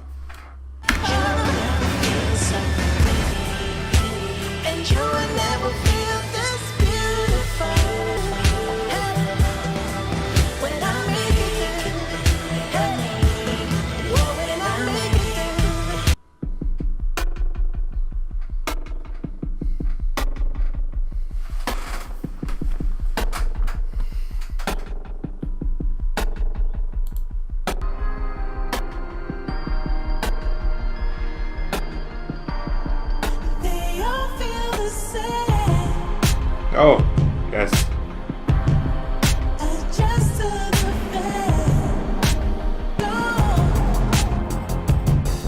Come on. Come on.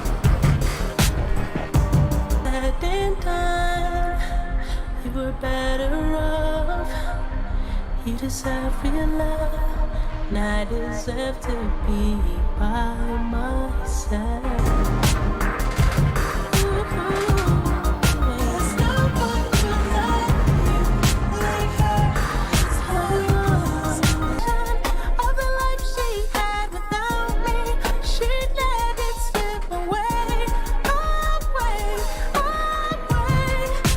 Oh.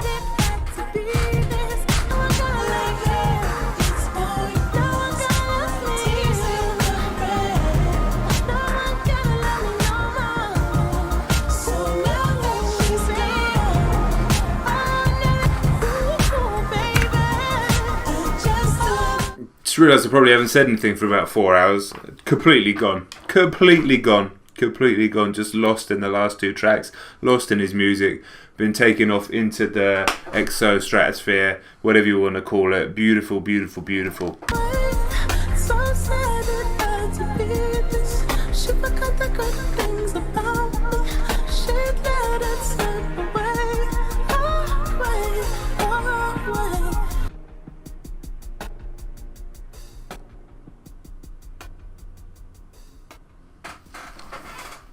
my god, I was just so gone, just absolutely so gone. Right, I've got 2 more tracks to do because this is the deluxe version. One of them is Wanderlust done again, I believe by Pharrell, and then a track called Odd Look. It says Kavinsky in here. I don't know if it's Kavinsky track featuring Kavinsky, not sure. So, gonna check them out. But yeah, if that's the original 10 tracks that is Kissland, you guys were right. You guys were very, very, very right. I can't really sum up my feelings on the album better than I did earlier, I don't think. It still very much feels like The Weeknd. It's still very much the essence of Abel, but it's just that essence broadened out, that essence of him becoming a global superstar, and that feeling being taken out of the House of Balloons, being taken out of that confined space, that claustrophobic, that paranoid space, and just being given room to breathe and room to kind of infect everybody else. He's still the sexy vampire, but his influence is just spreading. Yeah, this song in particular showed a little bit of humility, some frailty, some fragility, and a little bit of remorse, which is interesting, especially considering the previous song, Pretty, which I was taking to mean about the Valerie of, the trilogy, and how he still feels like he can control her and manipulate her even from afar. So it was interesting to feel a track with an element of remorse after that. I think that was necessary if we're talking about the record thematically. But overall, musically, apart from the track Live For with Drake, which I just didn't really like that much, it would have been okay. I really didn't enjoy Drake on it. Everything else was amazing. Let's look at favourite tracks. The Town, Love in the Sky, Belong to the World. I thought Wanderlust was like a great sort of up-tempo number. Kissland was astonishing. Actually, fucking almost all of them. Yeah, you guys were very, very, very right.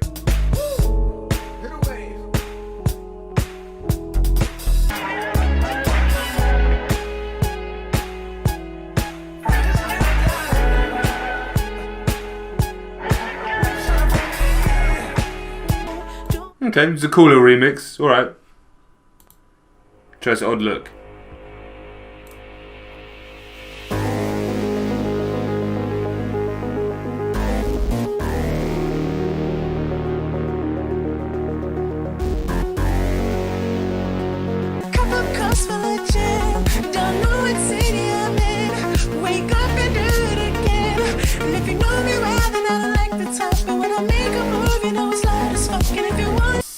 It's alright. The music just sounds a bit too like Justice or that type of kind of French EDM to me. It doesn't really work as well with his voice, I don't think, as the rest of it. I kind of just want to leave it at that. I don't think I'm going to listen to the rest of that song. You can tell me I'm wrong. I want to imagine Tears in the Rain is the last song on that project, because I want to feel like I felt at the end of that, and not going, okay, well, that was an okay remix, and then, yeah, I'm not really too sure what that is.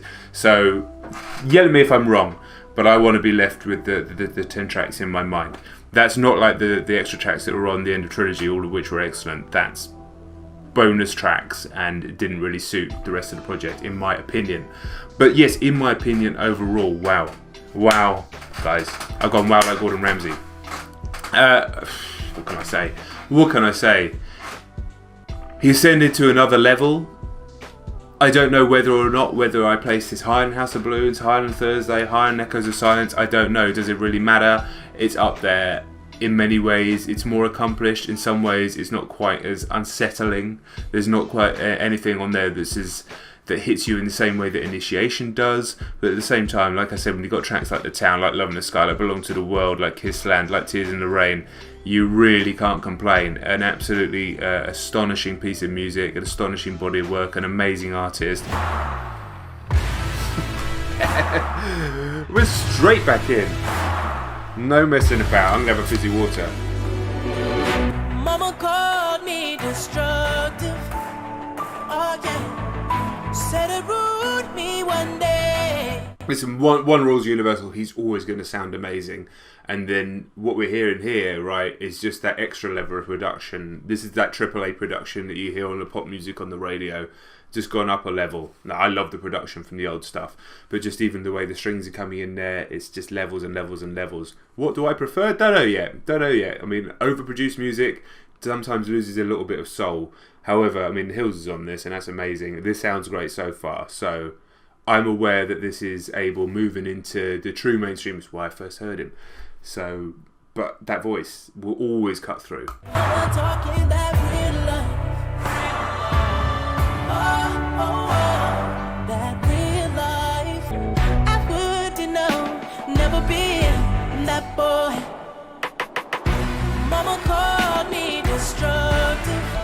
What I'm liking about this track is those 9 Inch Nails style guitars in the production. Reminds me of something off the Fragile. If you've never listened to the Fragile and you like the Weeknd, highly recommend the Fragile. It's darker.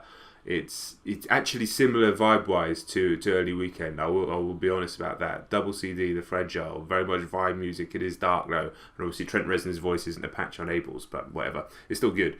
What I'm less keen on, it does sound a little bit overproduced. The little in the beat there, it reminds me a little bit too much of pop music. If this is the first Weeknd song I'd have ever heard, it probably wouldn't have grabbed me in the same way that Heartless, for example, did. Heaven only lets you view it.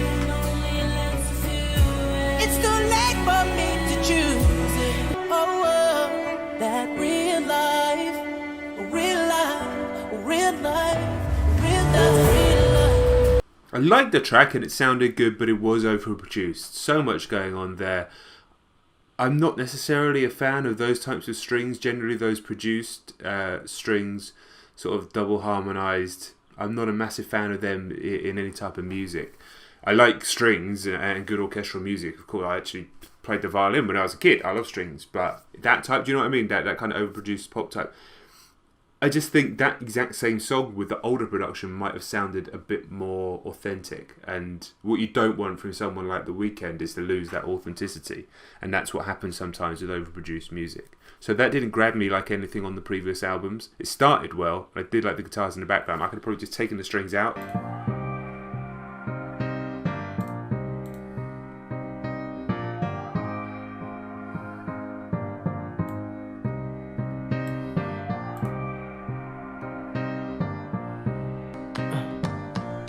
Stupid's next to I love you. Ooh. No. Naughty lyric. So what can you show me that my heart don't know already? Loving the Love Lockdown. It's not a sample, but it's definitely like a homage to Love Lockdown from Kanye in the background there. Ooh, alright.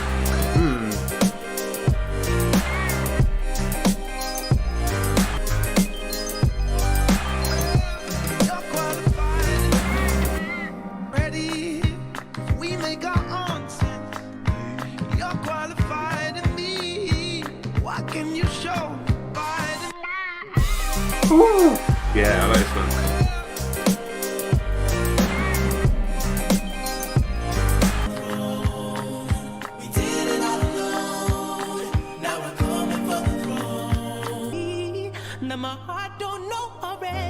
Sing it. We make our own sense, and you're qualified in me.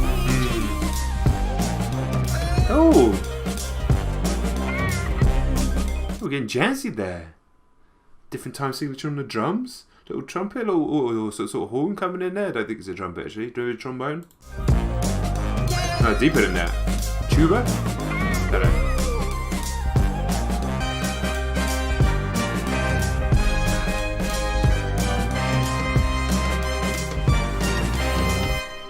Yes.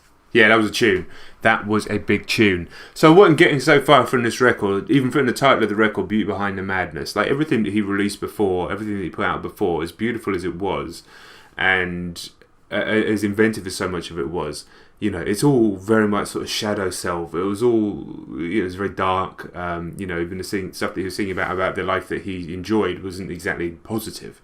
And you could argue that was the madness, whereas this feels like, okay, I want to make music that's big, that's broad, that can be played to 100,000 people at a festival, that's going to be played on mainstream radio, we're going to get the best production, all that sort of stuff.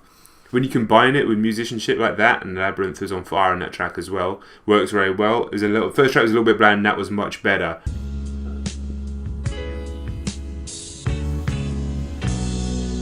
We are not the same, I am too reckless. I'm not trying to go in that direction. I was about to say, this really reminds me of a Kanye track, just in the way the piano's working and everything like that. Click on the Genius. Kanye produced it. Mike Dean's involved there. So. See how I roll. Go tell your friends about it. Go tell your friends about it. All alone. Go tell your friends about it. Go tell your friends about it. I'm that nigga with the hair singing about Hear that Mike Dean coming in now. Pointless. Tell me not to fall in love, that shit is pointless. That guitar. About it. About it. Oh, popping pills, fucking bitches, living life so cheap.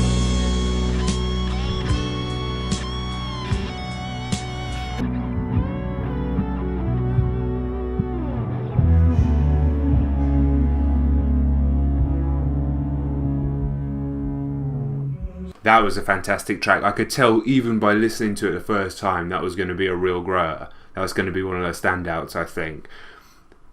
The repetitive little breakdown in the melody is not something that grabs you first time, but even by the end of the song, it was starting to really grab me. You could buy that with the Mike Dean guitar stuff. I don't know if it's actually Kanye on the vocoder there, but everything about that I liked. That felt like a genuine departure from his music from before, whereas Real Life felt like it was trying to reproduce and overproduce his music from before, but that felt like a new Losers, and that now feels like a slightly new direction, a very, very good direction. Do I prefer it? I don't think so. However, taking it at face value, that's a fucking fantastic piece of music. 5.5 minutes just flew by, soared through it. Friend with you, but we ain't really gonna sleep at all. You ain't gonna catch me with them sneak pictures.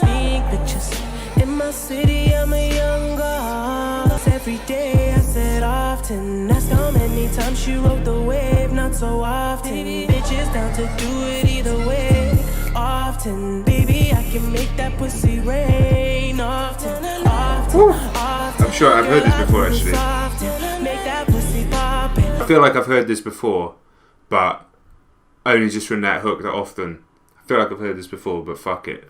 It's Shades time. Crew back in town, she about to go downtown for a whole hour. Often, girl, I do this often. Make that pussy poppin', do it how I want it. Often. The first track worried me, I'm not going to lie to you guys. The first track did worry me, Real Life. I don't really like that track. Maybe it'll grow on me a little bit. However, we're in a good place. We're in a good place now. We're in a good place because I like Losers a lot. Tell Your Friends has potential to be very, very, very good. This is fine. This is like Old Abel to me, and I know what's coming next. Pussy rain, often. Girl, I do this often. Make that pussy poppin', do it how I want it. That sample is amazing.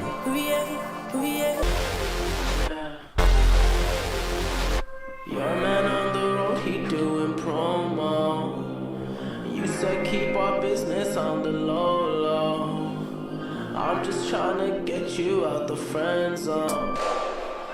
I only call you when it's half-assed, but the only time that I be by your side. I only love it when you touch me, not feel me when I'm fucked up. That's a real me. I only love it when you touch me, not feel me when I'm fucked up. That's a real me. When I'm fucked up, that's a real me, bitch. Jesus.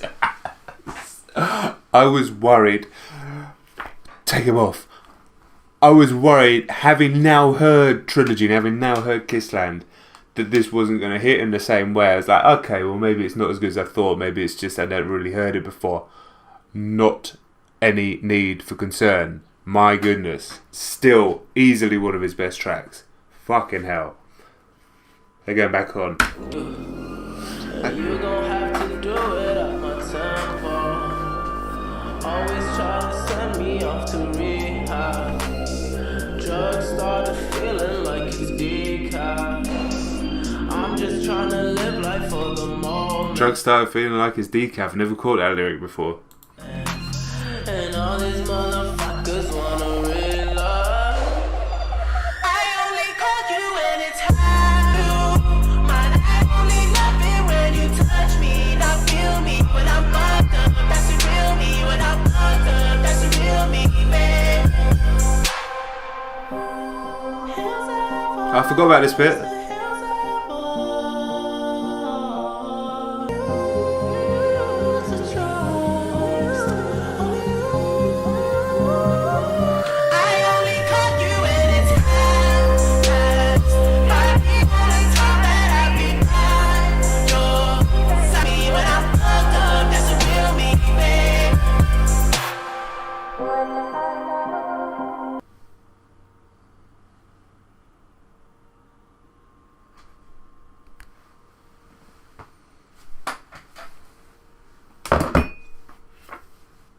What more needs to be said?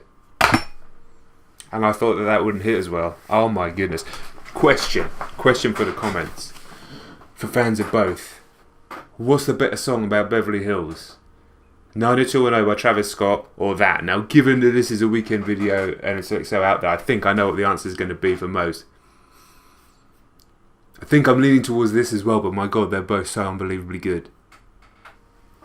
Shouldn't really compare them. Jeez. Jesus. Baby, you're no good.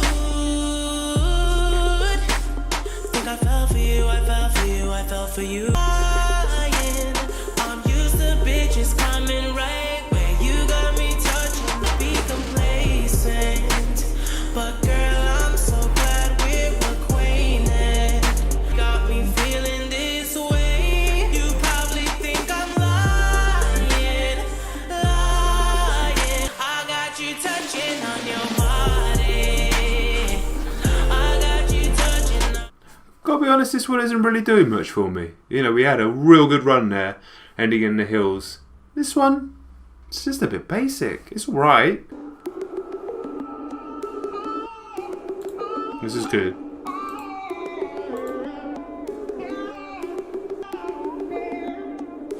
I'm not trying to talk at all. 'Cause I'm trying to love you crazy. But tomorrow inside your car. And true to your number, babe. I got you touching. Oh my god, that was probably the most scary thing that's ever happened to me. Second part of that song, much stronger, much more reminiscent of Trilogy era. First part didn't do anything for me, but I'm guessing the switch was like, you know, that's kind of sober Abel thinking about, you know, being wary of the girls, being wary of his own feelings, trying not to fall in love, etc, etc, etc. And then second part is, you know, when he's drinking, when he's partaking, different feelings. Okay, Can't Find My Face, the first Weeknd song I ever heard. I don't mind it. I've heard it many times. It was massively overplayed. No more. We both know we can't go without it. She told me you'll never be alone. I can feel my face when I'm with you, but I love it. Death of me, at least we'll both be numb, and she'll always get the best of me. I've always had so much admiration for the guy being able to get what's essentially a Michael Jackson song about cocaine on mainstream radio and nobody batting an eyelid. That's impressive. And the song is actually still a bop. You're begging me to come over, ooh, come over, ooh, saying who's gonna fuck you like me, yeah. I don't wanna hurt you, but you live for the pain, but it's never enough. That's why you always call me, 'cause you're scared to be loved. But I'll always be there for you, I'll always be there for you.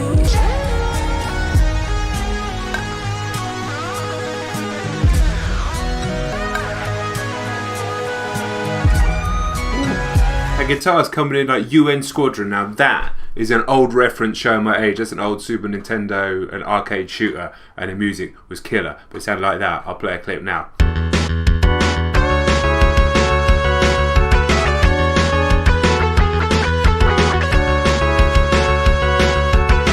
This is just a brilliant dark pop song. This is what he does best, but an evolution of what he does best. I love the acoustic guitar. It sounds like kind of Ed Sheeran at his best. I noticed that Ed Sheeran's actually on this album later. Abel's at a different level to Ed Sheeran, but Ed Sheeran's, he is an amazing pop songwriter. There's no doubt about that.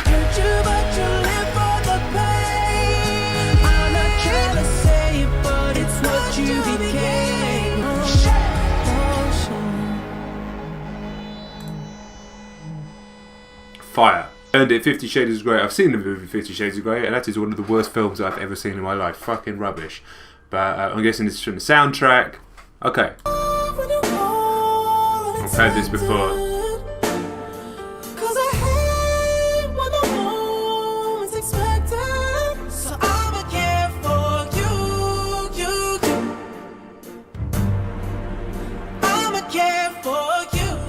We heard this before. There's also got massive radio play over here. I just didn't recognise the name of the song. It is really good though. I'ma care for you. Yeah. Yeah, it's a good track. It is overplayed and overproduced. Again, like some of the stuff on this album, I do prefer his older stuff, but no doubt that there are many, many very, very good songs on this album. I'm not disappointed in the slightest. And that is a good track, and it's a good gateway track. I guess it's a good gateway track for the Weeknd, but at the same time I heard that and didn't want to go and explore all his music. You guys made me explore his music, and now I'm a massive fan. So maybe I'm incorrect. Maybe it's actually a bad gateway track. All alone she was living. No. I heard this as well, very Michael Jackson. So yeah, I'd actually heard more off this album than I realised. New world without an end or beginning. Baby girl was living life for the feeling. Gone. Oh. In the night she hears it calling. In the night she's dancing to relieve the pain. But she'll never walk away. I don't think you Shit. understand. In the night when This chorus is unbelievably good, but I never really listened to the lyrics before. I never really got what the song was about before. It was actually a much more powerful song than I realised. And, you know, considering a lot of Abel's subject matter and his music, you know, I think it's important he has a song like this, you know, that kind of looks at the other side of some of the people that he's talked about previously that probably have damaged pasts. And not that he doesn't, but, you know, I think this is actually probably a more important song for his back catalogue than some of the others. But the chorus just soars. It soars. It's a pop song, but it just soars. and make her weak when she hear it. And it got her on her knees like religion. She was young and she was forced to be a woman. Yeah, all the time. All the time. And I know. That's an amazing verse. Absolutely amazing. Every single line in it is extremely powerful. I just never listened to the lyrics before. In the night she hears it calling. She'll never walk away.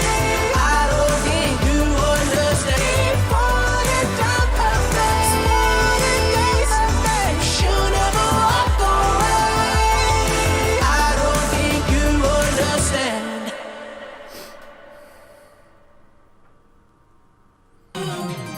Show me a broken heart and all your scars.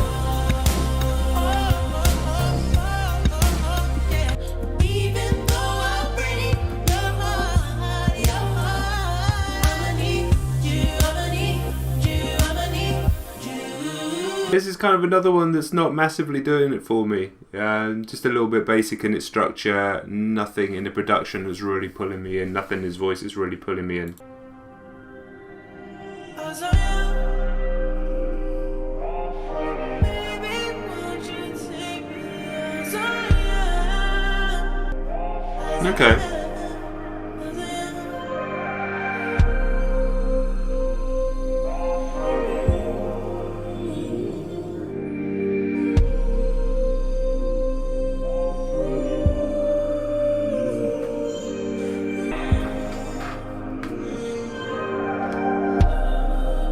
Like Acquainted, a much better second half to this track, but it doesn't kind of make up for the first part. Fine, these tracks are fine, but this album is less consistent than his other work. It's not like every track is amazing, but there's still massive, massive high points. I would still, so far, with 3 tracks to go, still say this is a very good album. Not every album has to have every track amazing. I've listened to, you know, there's very few albums that are like that. Ed Sheeran time.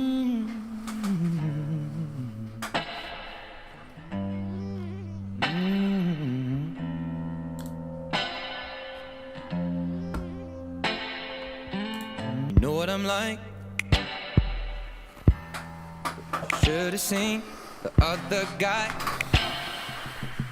This ain't the right time for you to fall in love with me. And only my mother can love me for me. In my dark times, baby, this is all I could be. Only my mother. fast and moving too slow.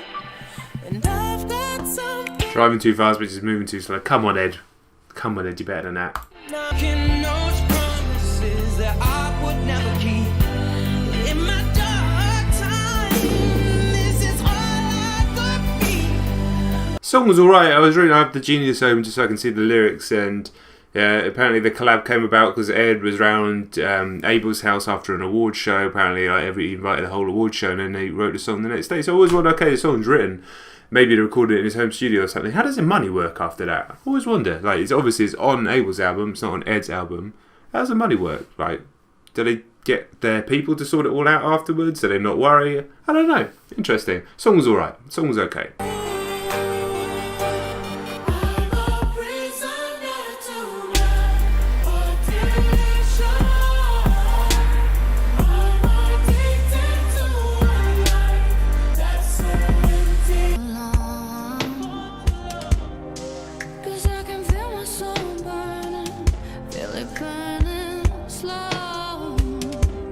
I was expecting this song to be on the same level as the previous one because of the feature. It's actually much better. I've not really listened to much Lana Del Rey, to be honest. Apart from that stupid video game song, I never really liked that song. Maybe I took it as a personal affront as somebody who's worked in the industry for 15 years. Maybe. Not denying her voice or anything like that. I just haven't heard much else of her music. I know she released an album not long ago, but I've not listened to that either. Yeah, thoughts on Lana Del Rey generally? Sounds good here. It's a good track.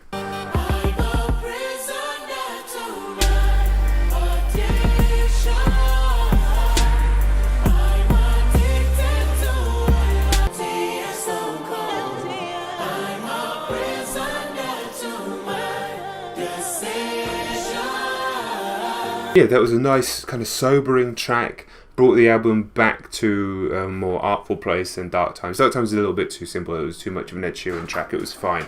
That was better. Yeah, kind of interested to hear more Lana Del Rey's music now. I know a lot of people rave about her.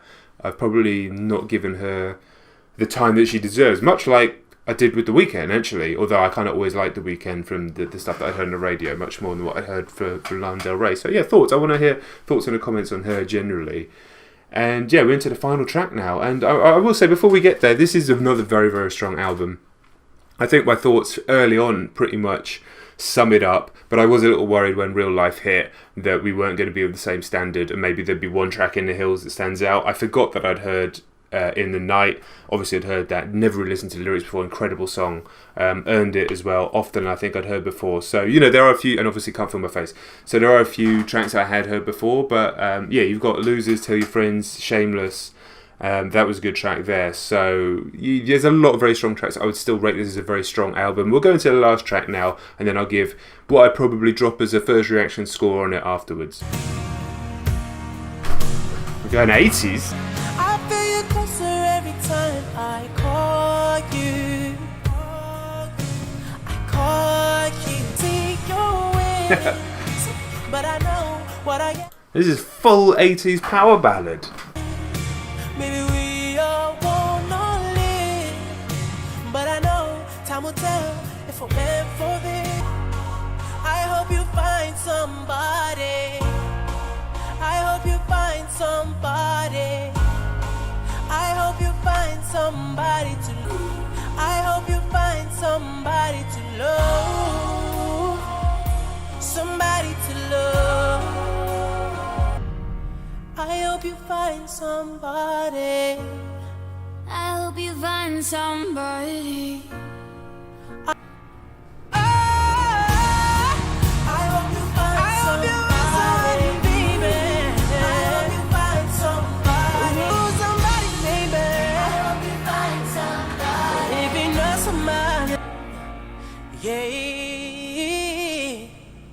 Well, I didn't love that track. I'm going to be honest. It was overly long, overly produced. It didn't have that dark edge. That's what I love. I like the dark edge, the sense that claustrophobic sense that you're kind of going into the mind and the life of the Dark Prince himself, the Weeknd Abel. That wasn't that. That was just a bit more standard. I didn't like the feature on it. She had the voice is very common over here at the moment, like the kind of very breathy female voice with the almost sounds like just like a little girl, silly, like over affected voice. very common in music over here in the last few years. Not a massive fan of that. I like the 80s power ballad of it though. But overall, yeah, I think that doesn't change my score. I'd probably still drop an 8 on this, even though there are some tracks that I do think dip below the line. When you've got tracks like The Hills, Often, In the Night, Shameless, even Losers and Tell Your Friends, when you've got tracks like that, you can't really go below an 8, I think, on first listen. It's probably, as a body of work, probably my least favourite, I think, from everything that I've heard of his so far. But The Hills might be my favourite song, might be my favourite of his songs still. So, you know, you've got that kind of contrast there. But it's definitely a very, very, very, very strong body of work. And you can see as he's trying to, you know, that is his real step into the mainstream, and I get it. I'm trying to put you in the worst mood. P1 cleaner than your church shoes. Really point to just a side bitch out of your league too. House so empty, need a centerpiece. 20 racks a table come from ebony. This was actually the song that made me really start to like The Weeknd, that I was hearing it on the radio, because I didn't mind I Can't Feel Your Face. That song is a bop, but it got overplayed massively on the radio over here. And then I think maybe The Hills got played a bit, but I didn't really even put 2 and 2 together. Remember, this is like, I didn't even really know who the artist was at the time, and I think around the time that this was released, my second kid was so young, and honestly, those of you who have kids, it's just a fucking carnage for the first few years. So I didn't have a clue what was going on at any point. Now I do. This song is always bang for me. I just love the tone of it. Obviously his tone is incredible. I like the pace of it. I like the fact he's sneaking away lines like 20 racks a table cut from ebony, cut that ivory into skinny pieces, and then she cleaned it with her face on the radio with no censorship. That's just said as is on UK radio. You can't say anything on UK radio, especially during the day. That got through. Every day a nigga try to test me. Every day a nigga try to end me. Oh, if I kill any pain. Look what you done. Drop like 11, Star Trek roof in the Wraith the Con. Girls get loose when they hear the song. Listen, I will agree that it doesn't hit in the same way that his early music. As much as I like this song, and I like the production, I like the way, the rhythm of it and everything, but it doesn't hit in the same way the early stuff does. I'm not going to try and pretend it does. So it's going to be interesting to see if there is anything on this album that does hit like that. I'm sure there will be, but the bottom line is, like I've said this before, I'll listen to the guy sing the phone book. 100 on the dash, get me close to God. We don't have phone books anymore, do we? We don't pray for love, we just pray for God. Look what you done. I'm a motherfucking starboy. I'm a motherfucking starboy. I mean, that's a fucking good song. It really is. No, it's been a while, now I'm mixing up the drink. I just need a girl who gon' really understand. I'm loving those synths in the background. Kind of Blade Runner-y type synths, like cyberpunk-y type synths. And I seen her get rich. Woo! I seen her, I knew she had to know. Like Selena, I'm like, got up, thank the Lord for the day. Woke up a girl, I don't even know her name. I just need a girl who gon' really understand. I just need a girl who gon' really understand. I've been popping just 3 in a row. I'm down to do it again. I like the way the beat came in at an unusual time there. Changed up the whole feel of the track. Woke up a girl, I don't even know her name.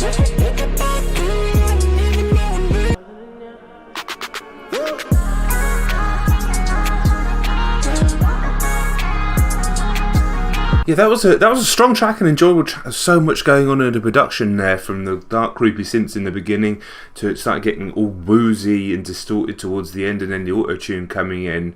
Again, it didn't hit like anything on Trilogy, don't get me wrong, but I'm going in as this being a more polished, kind of luxurious album than those. Not that they're not luxurious, that's the wrong kind of word, but a more very overproduced AAA standard. This is the type of music, this is what music sounds like when you get to a certain level, typically.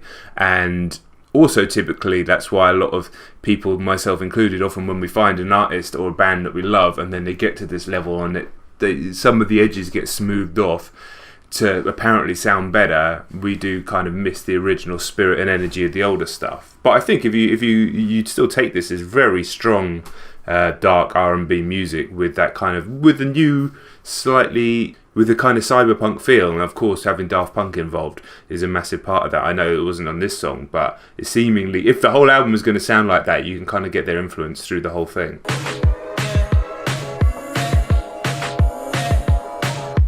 Bathroom stalls for the powder nose, high heel shoes with the open toe. Constantly, it's a false alarm to me. She's a false alarm. False alarm. False alarm. Wow. Real departure, like a faster Michael Jackson track, like a faster kind of old-fashioned indie rock song, electronic rock song. Weird. Not sure about it so far. But the diamonds make it better.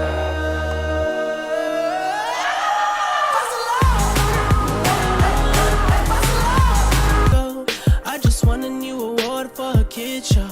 Talking about a face, coming off a bag of blow. I'm like, goddamn bitch, I am not a teen choice. Said I'm just trying to swim in something wetter than the ocean. Faded off a double cup, I'm mixing up the potion. All I want. I like the subject matter of this song because it's honest and very, very current, and I like the fact that when an artist gets to the level that he's got to here, that they can still talk honestly about their feelings about the moment. And sometimes Pressures of Fame songs get a bit samey, but he's being very specific here. Hilarious the fact that talking about winning the Kids Award, talking about someone's face getting numb with doing blow. It's like, I was always amazed that song was played on the radio, much like the line in Starboy as well. But I guess when you deal in a bit of metaphor and a bit of double entendre, you can get away with stuff. But this is still the real label here. I wasn't keen on False Alarm, but this is a bit more back to the kind of music I want to hear. But there's nothing really on this album so far that's really getting, I ain't slumped with the shades yet, have I? And that's just the truth. Rock a chain around their neck, making sure I'm good at home. When I travel around the globe, make a couple million show. No, man, no. Why don't you shake some for the dawn? Don't you break none.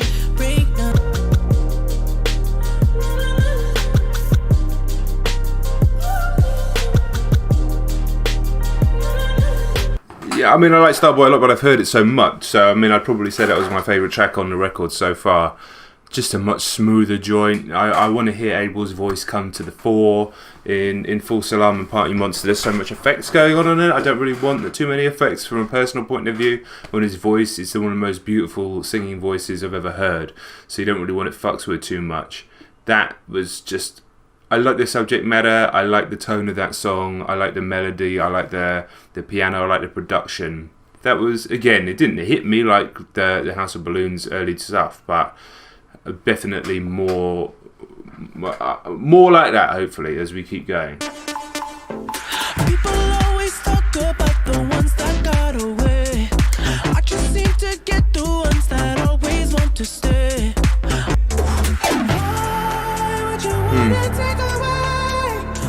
I like this, but then again, this type of music has been part of my life from the beginning. House music is a huge part of English music culture as well, so whenever I've heard Abel sing over this type of music, it just works for me.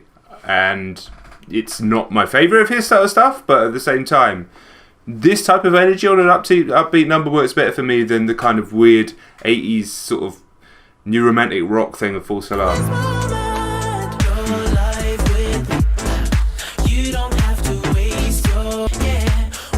Sounds a lot like Disclosure as well. You see me texting, baby. We can just be rocking. You don't have to spend your life with me. You don't have to spend your life with me. Waste your energy. You don't have to. We can just be rocking. We can get. Yeah, I mean that absolutely slapped. Prayers up for me trying to sync the audio with the video on that one, so I don't look like a complete nutter dancing offbeat. If you ever wonder why I look a little bit offbeat on some of the videos, it's very difficult to exactly sync it.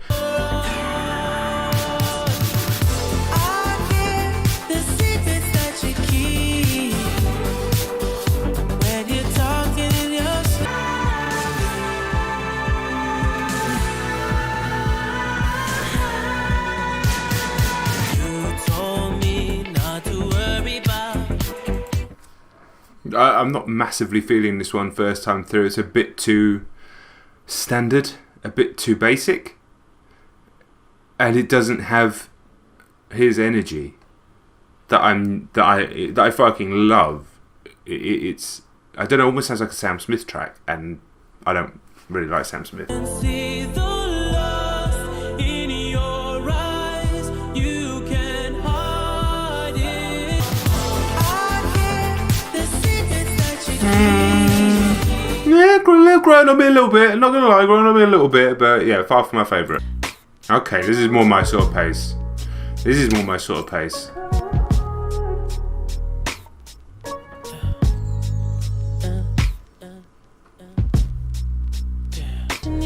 Can I trust in you? Can I trust in you? Oh, babe, girl, come show me your true colors. Paint me a picture with your true colors. So this is a real departure from everything that we've heard before from Abel, and just his attitude. And yeah, after maybe all that party life, he just wants somebody you can really confide in and trust in. And perhaps the people that he's attracted over all these years and the type of women that he's been hanging out with aren't necessarily, they're more like him. So I can understand that he has that sort of paranoia that he actually wants to connect with somebody properly, and maybe, he knows his own self, what he's like, so he's worried that that's going to be reflected back on him. Interesting. I was hoping for something a little more atmospheric when the song started. It's a little lighter than I was expecting melodically, so we'll keep going. But baby girl, I see you. Baby, show me you're a keeper. Show me you're a keeper. I had a vision of my nails in the kitchen, scratching countertops. I was screaming. So the more I hear Lana Del Rey, the more I'm like, should I do one of her albums? And I know I've had plenty of comments saying that I should, but it's a risk at the moment because there's so many artists that I promised that I was going to do albums, I'm excited to do albums of, that to jump ahead and do Lana is like, it's a risk, right? Because in one case it may do shitloads of views and it may be a fucking great video, and I do want to hear it, so that's always the fundamental thing. But at the same time, like, all these people, I've promised so many seasons for so many artists, so I really need to know from you guys if the energy is high enough and the volume of comments, assuming this video does make it to YouTube, I'm hoping it does, I need to know, is this an album, or is she an artist that I need to be taking out a couple of albums, or can I leave it? That's the question. Because remember, the full album reactions are a day to a day and a half's full work. Shouldn't cry, but I love it. I love it.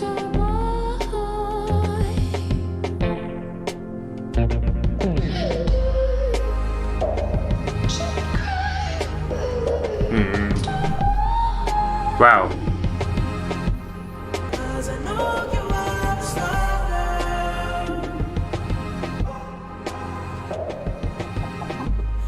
Could have done a whole song of that.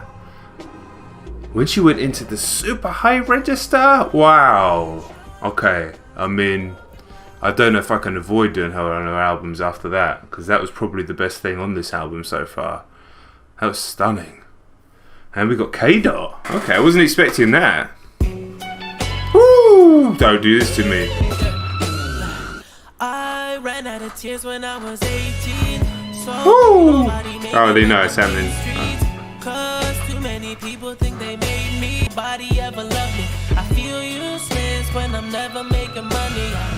Well, this the life we always fantasize. Rich folk problem through a Queen Street niggas. Now we're talking.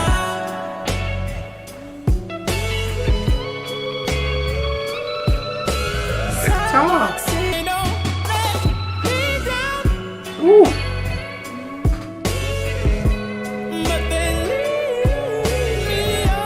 Say, I come from murder, one run late night melee. Oh. Say, we hung on summer sprung mattress with baby. Say, tripping off that game, my name strike with payday. Say, I'm up, we grind them up, it's 9 of us and 5 of us. I probably fuck, she mollied up, I tallied up all the parts, boy. 20 legs, arms, head, more head. If ain't one rape, everything, I'm a hustler, came from. Oh, come on.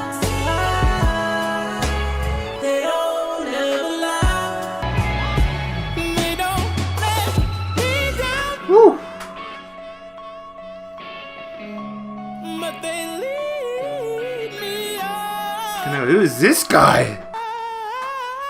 Yes! Me on. That is what we needed. That is what we needed. Oh my goodness. When you hear about two artists that you fucking love and respect being put together on a song, you're hoping for magic. Oh my god, and that is exactly what we got there. I knew from the second that guitar kicked in that I was in trouble, but I was not expecting... I mean, you should always expect that caliber of verse from Kendrick because it's Kendrick, but I didn't even want to really necessarily stop his verse and try and break down the bars because musically it was just so coherent. That's a song that I'll live with for a long time. That's going on multiple playlists. That's the best song on the album, easily. Ask around about her. There we go, here we go. She don't get emotional. Kill off all her feelings. Swear she ain't approachable. She tryna live a life so fancy. She wanna pull up in a Bentley. Get that fucking paper. Here we go. She gon' get that fucking paper. 6 feet under, she gon' get that fucking paper. It's our Future. He's not credited.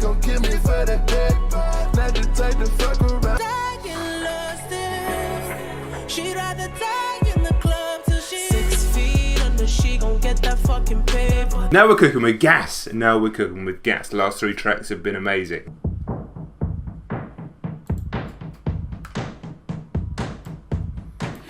It has begun again, my friend. In this room, been thinking about her lately. She left late. Wow. This is about 10 levels too overproduced for me.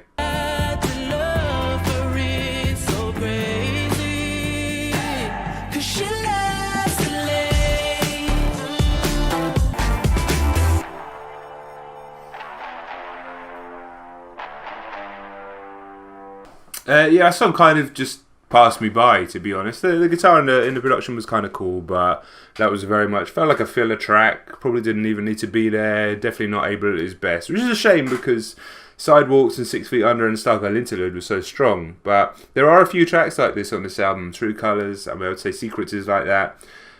I would quite happily cut out 6 tracks off this album, probably, because I'm predicting a couple more will come of that standard and have a stronger record, but it doesn't stop those great songs from existing.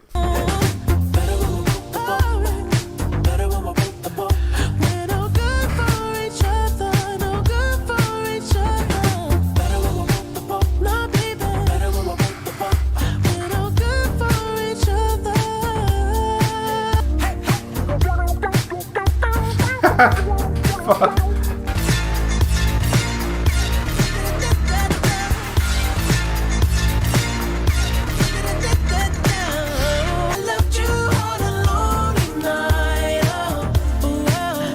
It's a funky little track. No lyrics up for some reason. Apparently an artist takedown for the lyrics. Very strange. But you just need to try. You're looking for attention. You only notice it 'cause I'm never around. You're only looking for attention.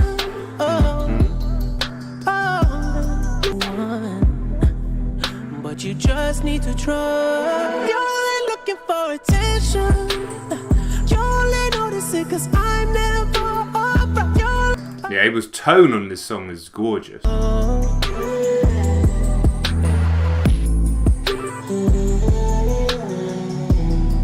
Nice track, nice track. Just letting go of the wheel when I come. Wheel when I come. Wheel when I come.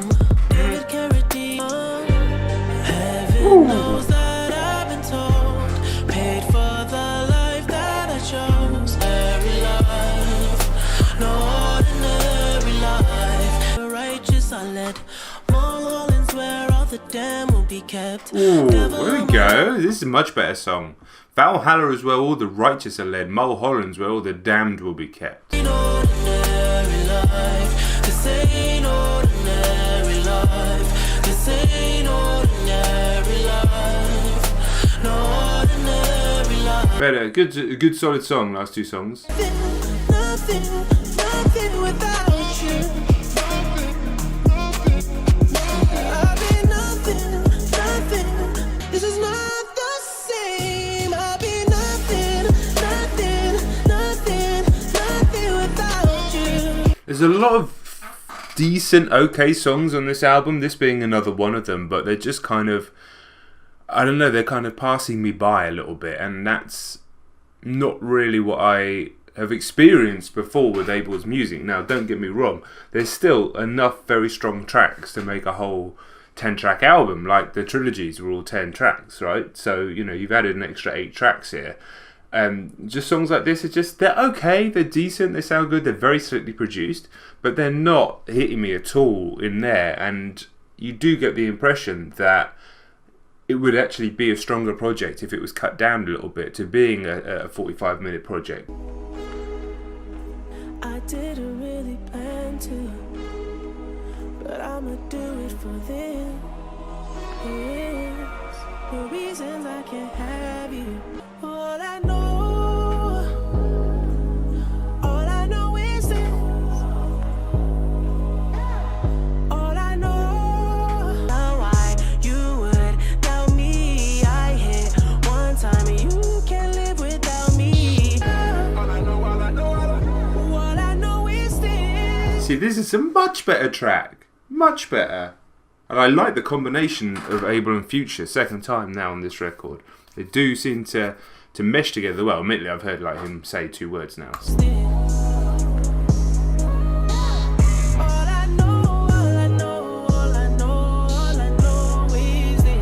Blood talk like a pirate road. Fuck with me, nigga, you gon' die slow.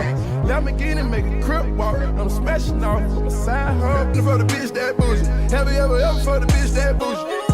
Out for the bitch that bougie. First night I went about titties. How you fuck the bitch this pretty? Hit on the first night I went about titties. Niggas always sleep. It's ridiculous lyric. Oh, ridiculous lyric. I do really like this track though. All I know is this. All I know is this. That one a lot. I really did like that track.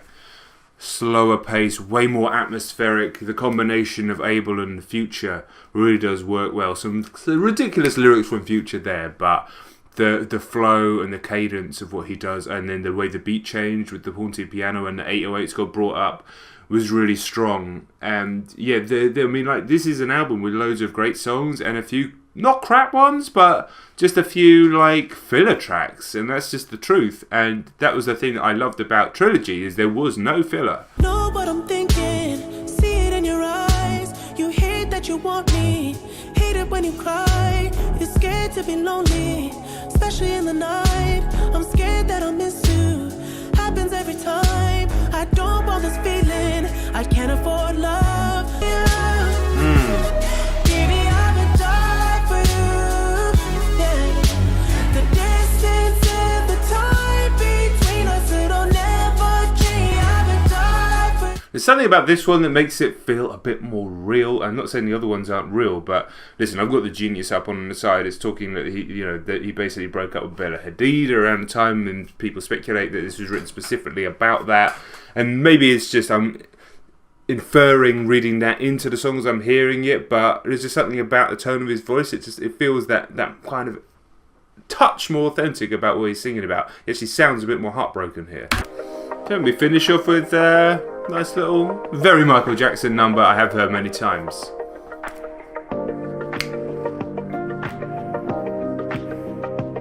Feel it coming, babe. I feel it coming.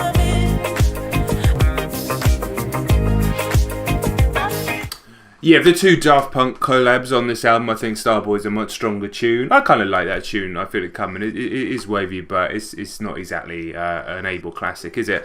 And I think that's probably fair to say about this whole record. I think I said it throughout that there are some extremely strong tracks on here. I do think Starboy is one of them. I think Party Monster was a good track. Reminder was a good track. I enjoyed Rockin, even though it was a different type. There's a very, very, very strong 3-track sequence with the Stargirl interlude, the amazing Sidewalks, which is probably my track of the album, I think almost certainly. And 6 Feet Under. It's sort of tracks 11 to 15 weren't on the album, along with maybe True Colours. and False Alarm, I wouldn't lose sleep over it, which is unusual for me because I always lose sleep. But at the same time, it doesn't stop the other songs from existing. It doesn't stop the other songs from being good, but just as a body of work, I would rather it was just tightened up a little bit. Personally, keen to know what you think about it. I know it's not considered one of his great bodies of work, and I can totally see why, but fuck me, I mean, Sidewalks. And what an unbelievable track. And like the All I Know track, there was a lot good on there. There was a lot of good on there. And to be honest, maybe some of those tracks that didn't hit first time, kind of passed you by first time, would actually hit better on multiple times. When I know the melodies, when I know the drops, all that sort of stuff. I'll always accept that, and that is the downside of doing first reactions. First reactions are fucking awesome, but the downside of doing them is you do sometimes miss those grower tracks. Sometimes you can catch trend tracks might be growers though, and I must admit, on some of these tracks, I didn't really think that was the case. We found each other. I helped you out of a broken place. Seemed you so proud and openly. And when times were rough,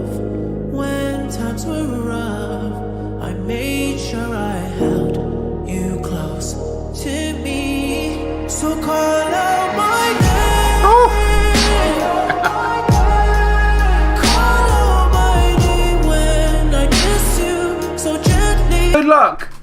Good luck to the woman who's trying to break up with the Weeknd, and here's this, and still gonna break up with. Good luck.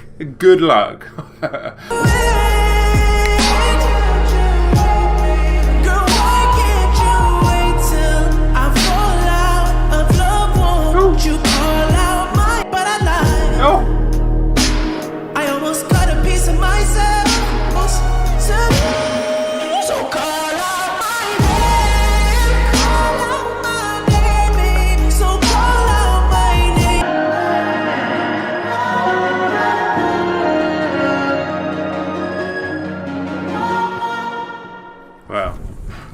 That is about as perfect a piece of music as you could possibly create.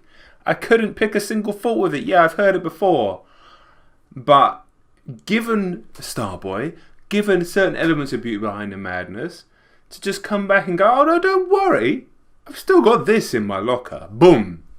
Perfect. Emotional, aching sentiment in the vocals. Incredible range, as always, as we know. Production all over the place, elements, the synths, the brooding low 808s. If anything's as good as that, I'd be amazed if anything's as good as that on this EP, because I just don't understand how it could be. But we'll go in anyway. Fucking hell. Oh my days.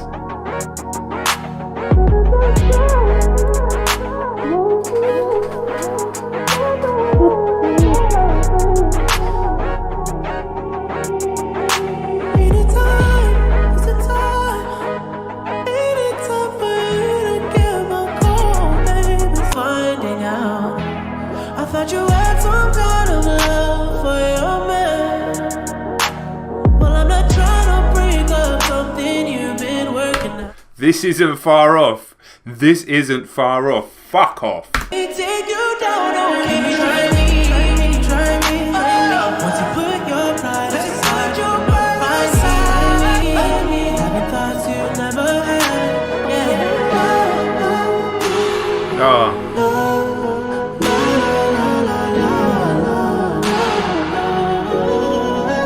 I'm not joking. Before we go into the next track, that was not far off. That was not far off. I couldn't fault that either. From the fast-paced little digital sort of noises in the background, to the multi-layered vocals, to again, the passion in his voice. Listen, we're on our knees, mate. We're on our knees, Abel. We love Heartless, and we love Blinding Lights. I'm speaking for all of us now. I've just decided that I'm going to, even though I'm relatively new to XO. We're totally okay with the new direction, but you gotta give us some of this on the new record. You gotta give us some of this too. We need it. I can't seem to forget about you. I want you to myself. Now I'm asking, who do you belong to now? Who you give that love to now? Equestrian, so ride it like a champion. Be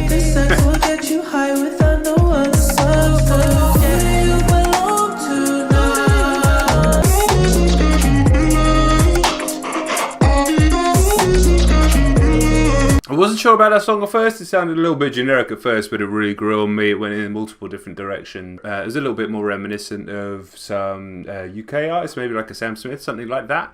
But again, I mean, we're just going through the story of Abel's breakup here. I'm assuming with Selena Gomez. But still, this feels like it's telling a little story here. And the fact that it's going to come back round to the first track again, but a cappella, maybe there is a specific story being told. Even just going through the names, I was never there, hurt you privileged. Just the names of the tracks. Not sure you guys can tell me on that one. But yeah, that wasn't quite as strong as the other two tracks, but it really did grow on me towards the end.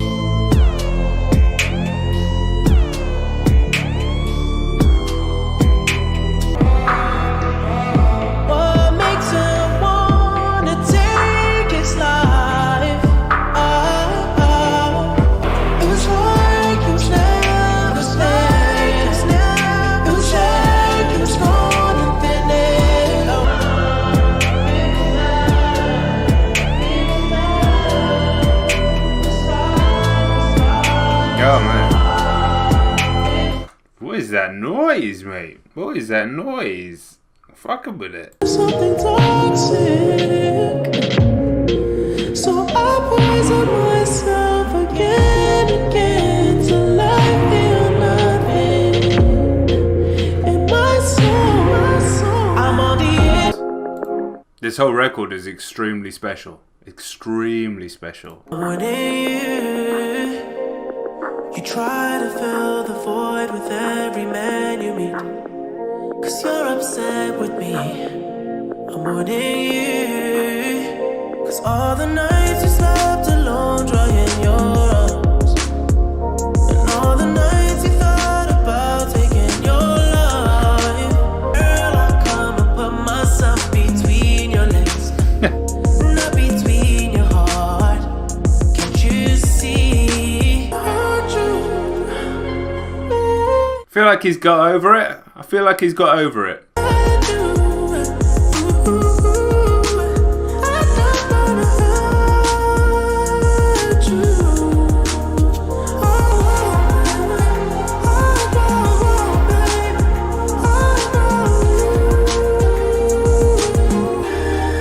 Really strong track again.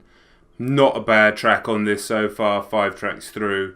Those two worked in combination together brilliantly. There was even the same motif with the kind of siren noise that was slowed down in the earlier track. Two sides of Abel's personality there. Two sides of his feeling, the different parts of his personality about the subject that he's talking about. This is a fucking absolute banger of an EP. And exactly what I needed to hear after Starboy. As much as I like Starboy, I do like Starboy, and you'll see that reaction if you're on Patreon, you will have seen it.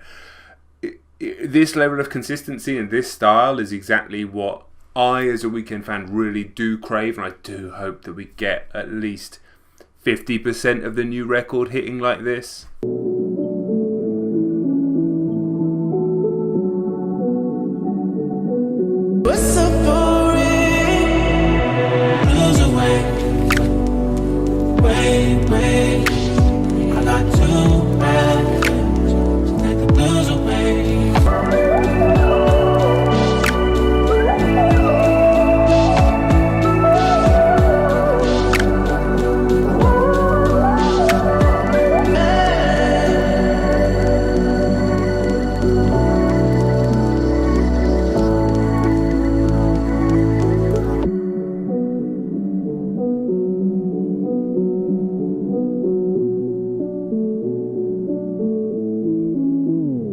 Another really strong track. This one felt a little bit more like an album track than some of the others. It didn't punch through my heart. It was the perfect dessert, almost, for want of a better word, after I Was Never There and Hurt You.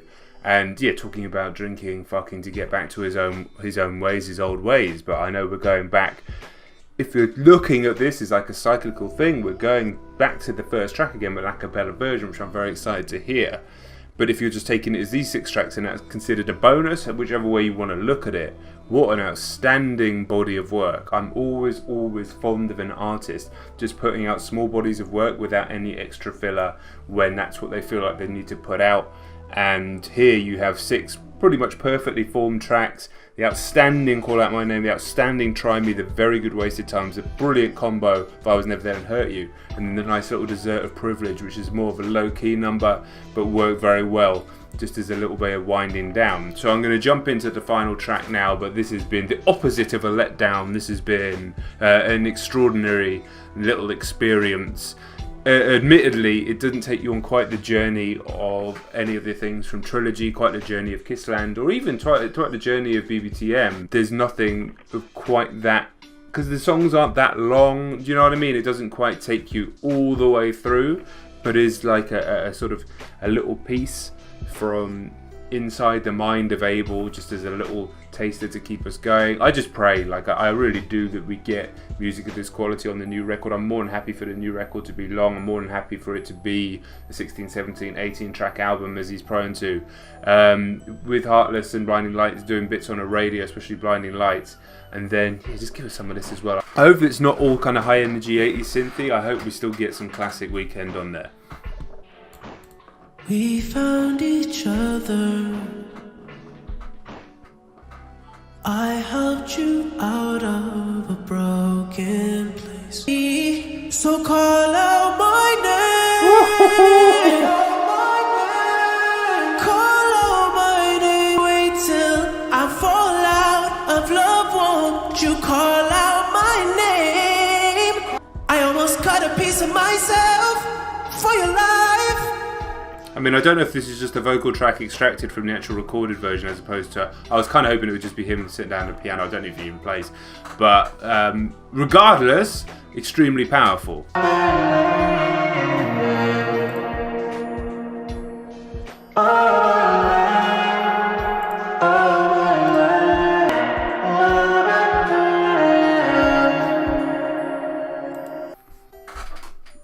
That was like an assault on the senses, but like it's nowhere near as good as the actual version of the song. So I'm going to take that more as a bonus little addition to the EP rather than the way of truly rounding it out.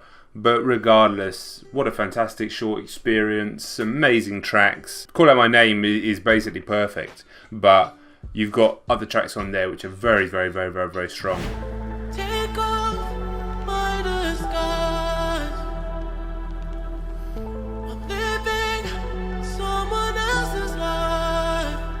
Jesus. Okay. Together we're alone. I think we were all hoping, really, that this album wasn't going to be too pop. Now, a bit of pop is fine. We all love Blinding Lights. That song's grown on me massively. I love that track now. But if we're getting more stuff like this, even straight away, we're in for something very special, I can tell already.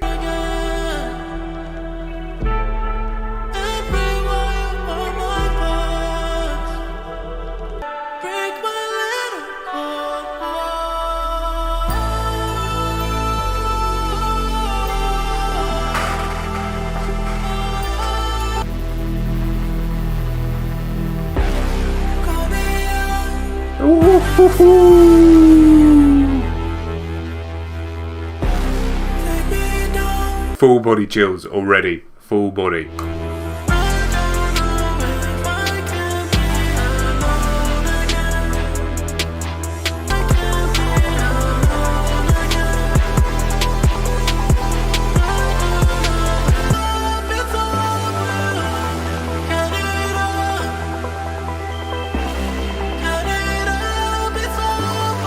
Gorgeous start. Very, very cinematic, kind of 80s sounding track again, like something that you might imagine coming from a film from the 80s, sort of in the middle act of the film, where maybe the relationship's starting to fall apart, whatever it is, but also with enough synths, with enough production in there to make it feel simultaneously modern and nostalgic.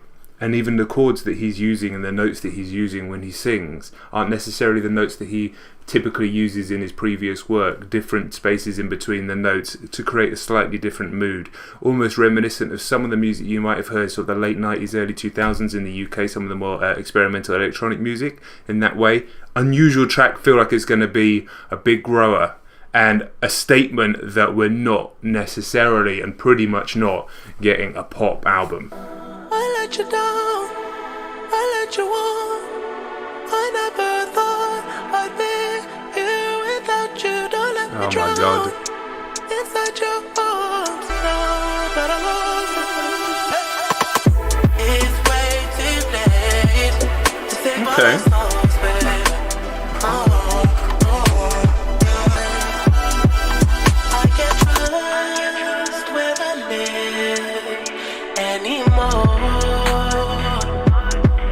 Much more. It's way too late to save our souls, baby. So much regret, not only in the lyrics and in his voice, but just tonally all throughout the music as well. Less of a sort of ballsy, confident Abel that we're used to. Even Abel in his dark space still has that confidence, and just an Abel tinged with regret here. It's very different to his other music. Obviously it still sounds like him, but if you go back and listen to the old stuff, very, very different energy coming from Abel so far. It's way too late to save our souls, baby.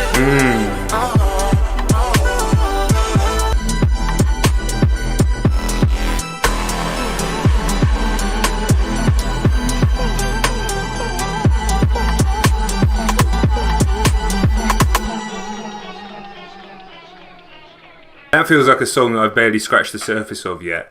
Again, that doesn't kick you in the head in the same way that, you know, High for This does, or Wicked Games, or something like that, or even Call Out My Name, something a bit more recent.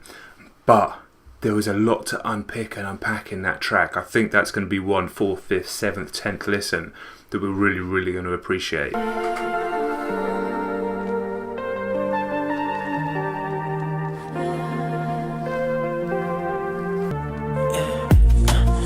You tried with me so many times. Oh no. Crying out behind the smiles, and I can see right through the light. But I've been the hardest to love. You're trying to let me go. Yeah, together we are so alone. Yeah, yeah, yeah, yeah, yeah. Don't regret the day we met. Don't forget the time we spent. Very Postal Service, this track, if you know that group, they sing from Death Cab for Cutie. I mean, just look them up. Very, very similar beat to this.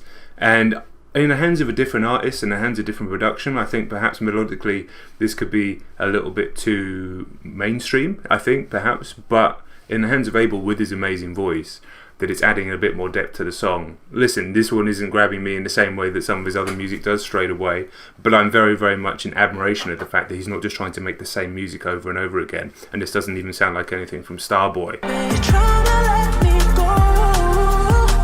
Yeah, and I can feel it, I can feel it.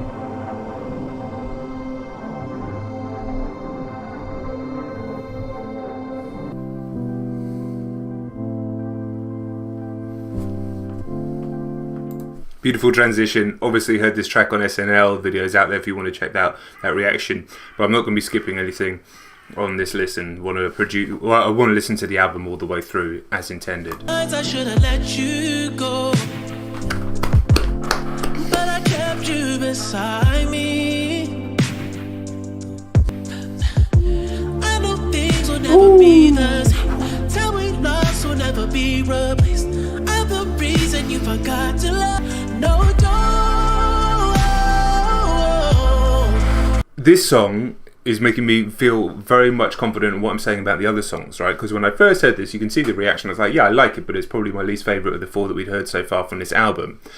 And then I just sang it in my head, solidly from when I first heard it until right now. Now, hearing it on the record, sounds gorgeous. This is going to be one of those albums, I think, that when you know when the transitions are coming, when you know when the notes are hitting, everything hits that much harder, and that is extremely difficult to accomplish as an artist. Sometimes I think it's easier to have something that shocks and has that immediate hit but doesn't necessarily stand the test of time. Now, Abel's music does that often and stands the test of time, which is why it's so incredible. But here, I think he's being brave enough to not hit you straight over the head with the immediacy on every single track. Live again. You always miss the chance to fall for someone. That use of that organ as well, somewhat funereal, but somewhat like a wedding march as well, jumping in between the two. that crossover of sort of life and death, of love and breakup as well. Very, very, very elegant choice in the production. So tired, scared to live again. I said tired, scared to live again. I hope you don't know, we fell apart right from the start. Beautiful track. Pray when I was 16. If I didn't make it, then I'd probably make my wrist bleed. Not to mislead, turn my nightmares into big dreams. Whole squad mobbing, even though we only 6 deep. Uh-oh, this could be the one. I knew from the name, I was like, please be about yourself, from Toronto when you were young. Been out the page like they pop-ups. Spending all my money on these niggas that I brought up.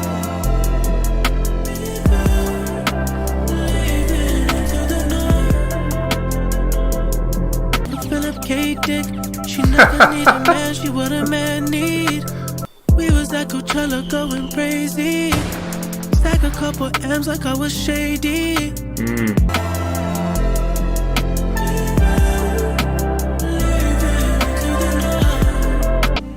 Superstar neighbor in my business. Paparazzi trying to catch me slipping.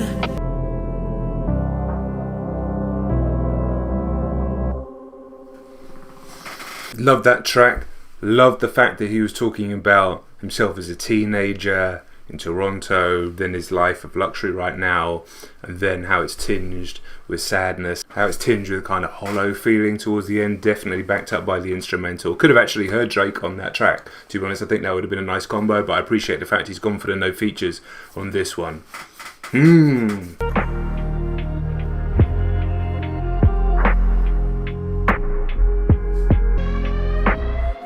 Talk to me about the men who try to get between us.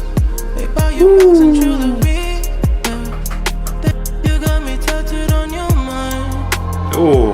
You just want me all the time. Cause I go crazy. And for that pussy, you know I'm a slave.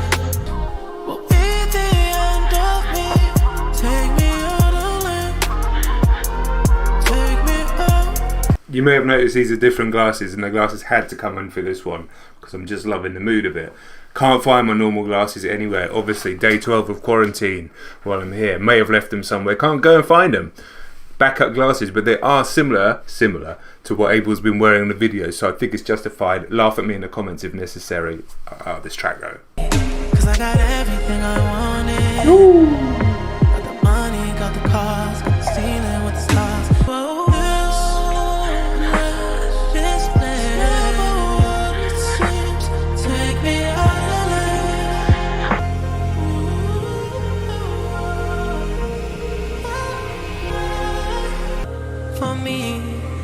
For me, we had sex in the studio. The sweat fall down her spine. She's so mine. I cut my verses and then she popped it for me. What a track. What a track that is. Understated beauty throughout that track. Mood, atmosphere. That's a special one. Again, none of this is hitting straight through. None of this is like knocking you off your chair straight away. This is music that's going to take multiple listens. This is music that's going to really get under your skin in the 5th, 6th, 7th, 10th time through. And that's a credit to Abel as he's maturing as an artist to create that type of music that isn't just a facsimile of what he's done before, while there is still elements of it. And yes, you know, I think there are parts of it which just like, just make another Wicked Games, just make another one of those. But you know, those are a moment in time. This is where he is right now. And if you actually listen to the depth of the production in this, as amazing as the production was in his older work, there is so much going on here. It really is quite incredible. Just the engineering work really is quite incredible. A beautiful track. Obviously, we've heard Heartless. Going to enjoy it again right now. Need a bitch, I'm what a bitch needs.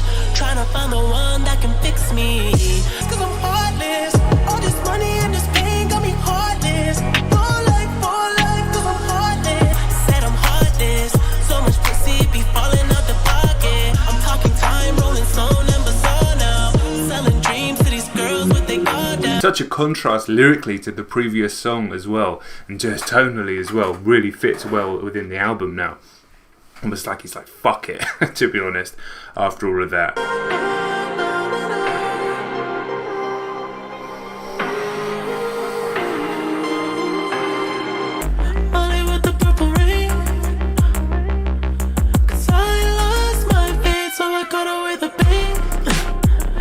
Swimming in my veins. Now I feel everything from my body to my soul. Woo! Take caffeine and I still stay awake. All my demons wanna pull me to my grave. Oh my god. If they are for heaven's gate, I say, but if I OD, I want you to OD right beside me. Ooh. I want you to follow right behind me. Oh my god. I want you to If I OD, I want you to OD right beside me. Jesus Christ, it's Romeo and Juliet shit.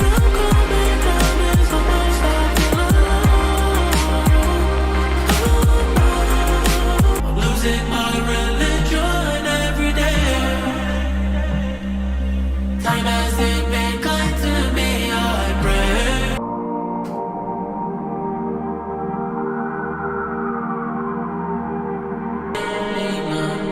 My faith, the lights are blinding you.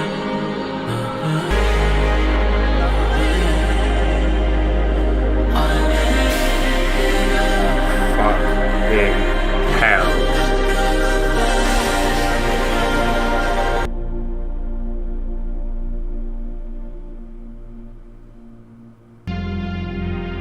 And then straight into Blinding Lights. This is hitting different now after that. I've been trying to call. I've been on my own for long enough. Maybe you can show me.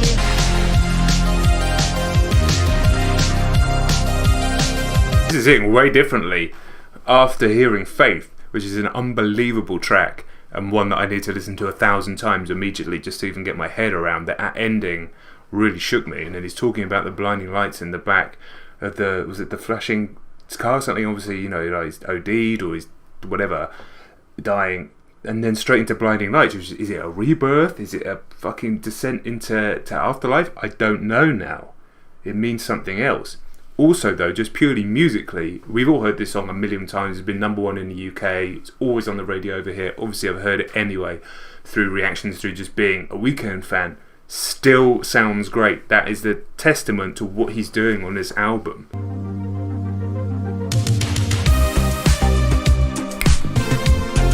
Okay.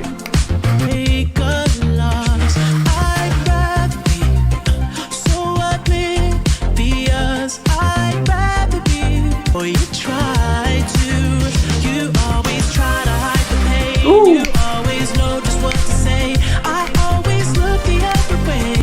When I tell you you're the one that was on my mind. Oh, your eyes. I see there's something burning inside you. Bringing the sax in. I see there's something burning inside.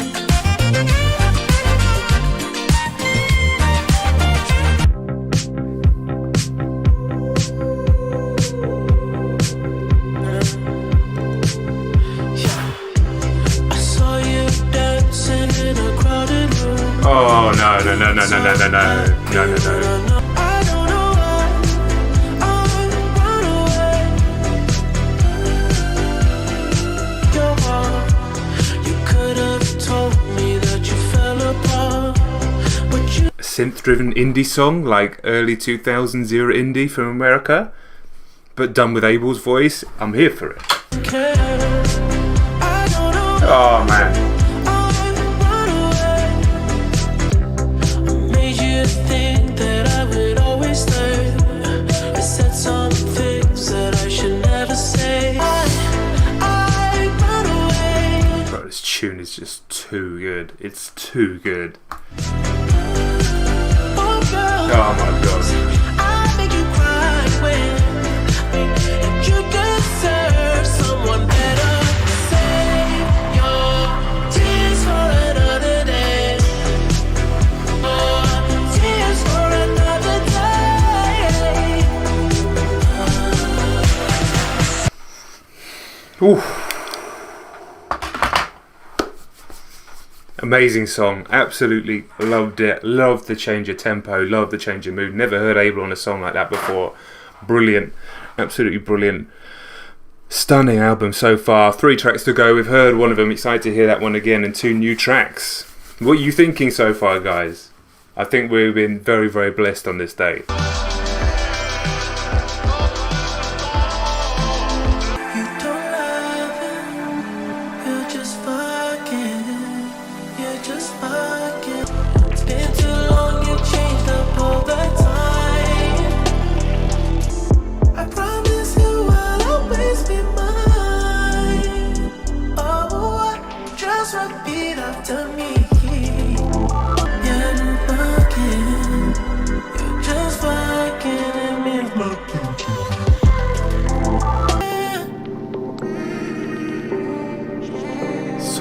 Song, dude, this song.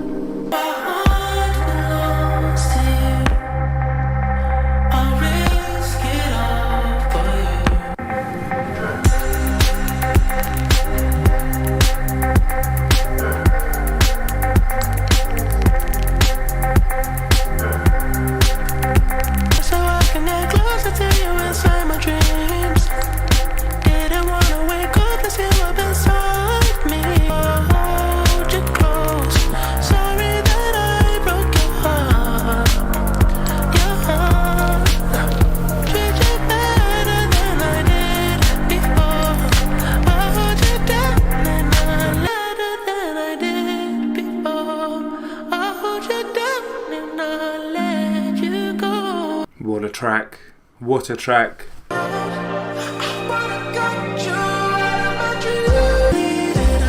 Bloody hell.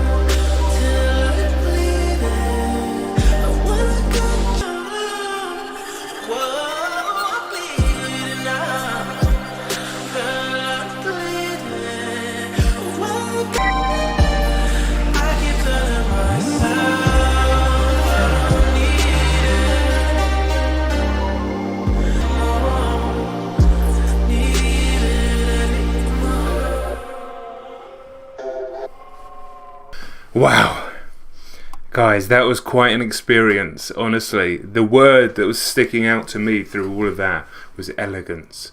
What an elegantly put together composition of songs, what an elegantly structured album.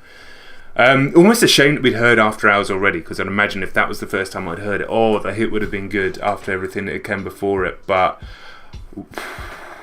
I think Abel has shown a real maturity in his sound. I think the production and engineering and mixing and mastering is just on a completely different level. As amazing as it's always been, this just has so much more depth to it, so much more clarity, so much more distinction between the parts, or chaos when it needs to be, like on that last song, Until I Bleed Out. Like I said earlier in the reaction, this is an album to digest. This is an album to listen to many, many, many times and really start to understand and pick apart, start to hear different lyrics, start to hear different moods. It's definitely an album of regret, it's definitely an album of sorrow, it's definitely an album of heartbreak. And that final track is where he's just finally ready to try and move on and just get rid of the pain from everything. I must give a shout out to some of those tracks. Snowchild, Faith, Save Your Tears was stunning. In fact, I think there are so many amazing tracks. Escape from LA, absolutely gorgeous. So there are so many tracks I'm going to appreciate on further listen.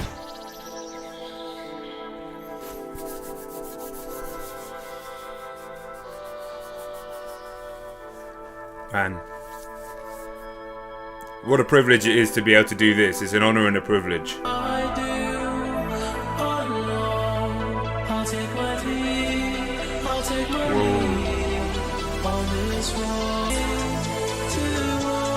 Okay.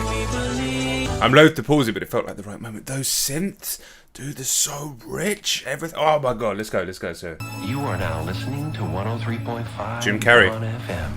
But what's the rush?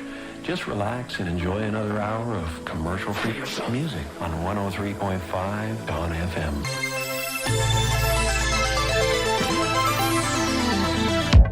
Okay, oh yeah.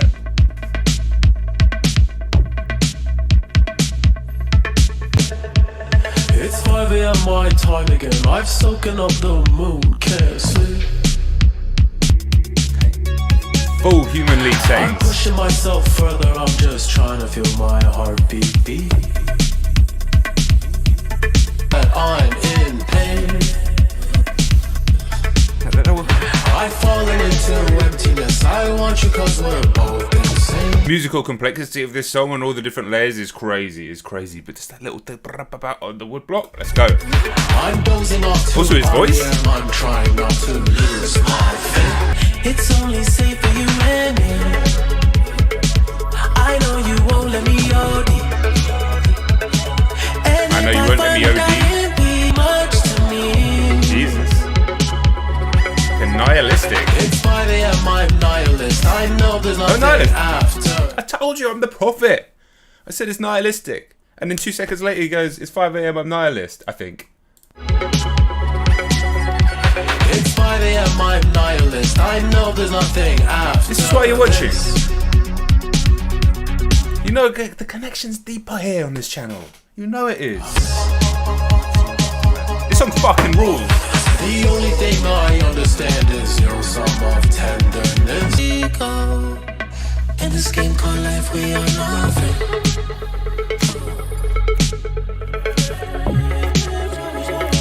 And I love it when you watch me sleep.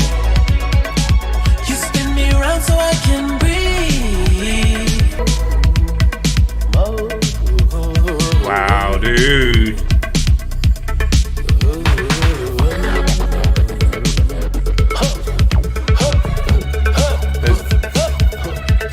Okay, here's a pause. I was going to see if it transitions straight into the next song. Wow, what an opener. Man, Human League settings with the 80s style. Got that jaunty melody. It's a little bit jaunty, but you listen to the lyrics. Fucking nihilistic all the way through. Apocalyptic. The production was crazy. You know it's going to get better on every listen. Like all of his music. I mean, his music just never stops getting better. I don't understand how he does it, but let's go.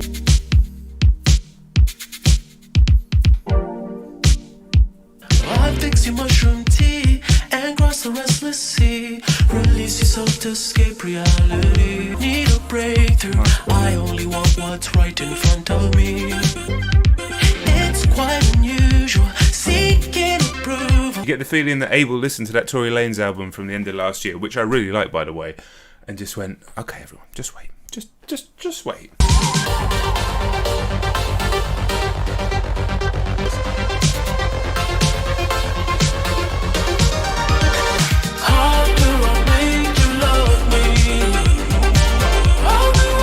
Oh, fuck off. First one. Let's go.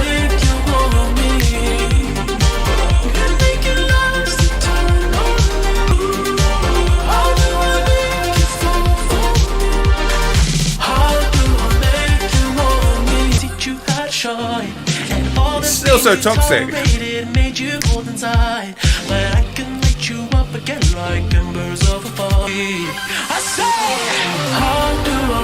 Oh, the synths. Fuck off. Ah.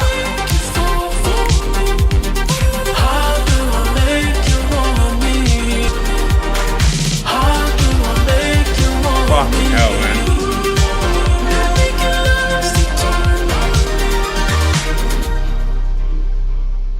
It's like the sound of the best 80s synth pop, but with his quality, everything that he brings. Just the timing of how he's delivering the fucking... I can't even speak. Production instrumentation is flawless so far. It feels like you're being taken somewhere as well. We've got Take My Breath next, and I think it's going to fit so beautifully. It's the extended version as well. Yes, that's syncopation, man.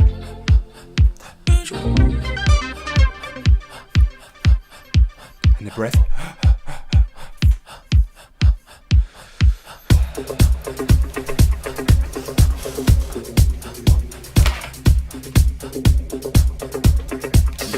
Parker.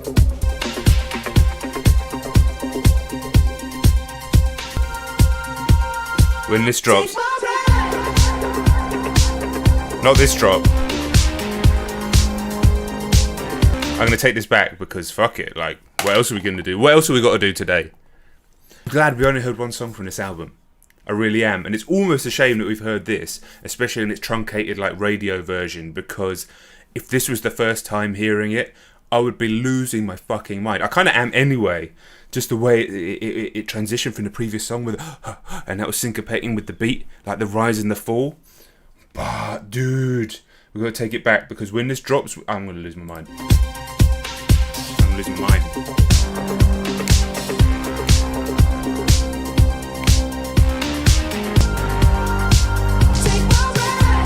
Oh, fucking just dragging it out. You know what's coming. Maybe it's better that we heard it, because you know what's coming and you just want him to start singing. I saw the fire in your eyes. I saw the fire when I look into your eyes. You risk it all to feel alive. Yeah. Oh, my poor microphone. I need to get a new one. Listen, I love this song anyway, and I've been saying to people, well, you guys, I don't talk to anybody about music in my normal life because they don't care. It's a shame. I've been saying this is better than Blinding Lights anyway, but it's not had like the, you know, the crazy airplay, the TikTok like mania, and all the stuff that happened with Blinding Lights that kind of took Weeknd to another level. But I think it's a better song, and in the context now with the extended version, I don't think there's any contest. Sorry, Mike. I dream what she feels with me. She loves to be on the edge. Baby says, take my breath away and make it last forever, babe. Do it now or never, babe. Take my breath away. Nobody does it better, babe. Bring me closer. Want me to hold on to your tight. A guitar?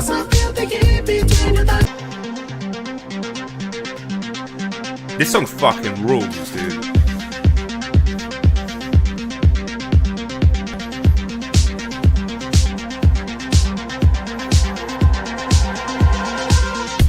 Oh, this song needs it.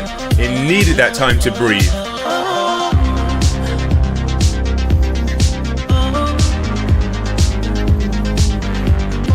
This feels like the moment where you're really getting pulled into whatever this soundscape, whatever this like auditory universe, this sonic universe. This is the moment where you're just getting pulled in, and like we're not going to be able to escape until the end, and perhaps not until the end of this whole era.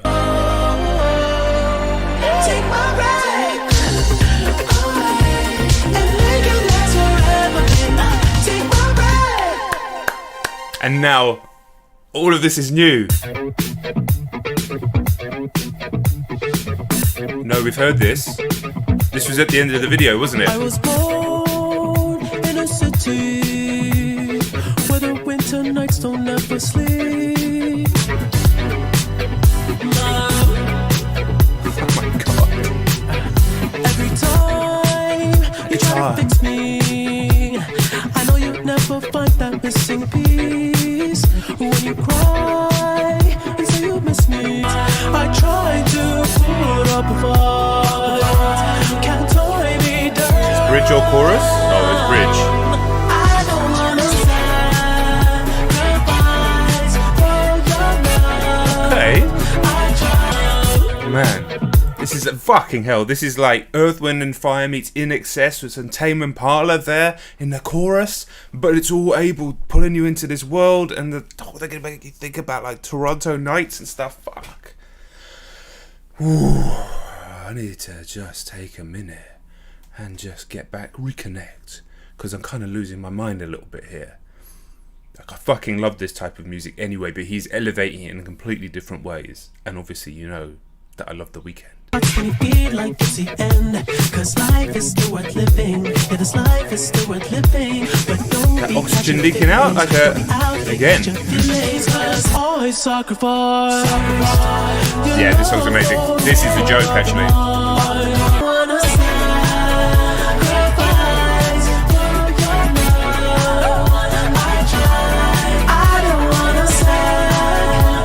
Oh, the pace of this album so far is just relentless. the fucking production, just the brilliant, just everything, man. One thing I'm really interested in actually is I know whenever The Weeknd puts out new music, there's like a section of the audience, there's a section of XO that are like, oh man, I just really want him to go back to that House of Balloons trilogy era sound. And I understand that because, you know, that is literally one of my favourite albums of all time now. But surely we're loving this. Sure, I mean, I am.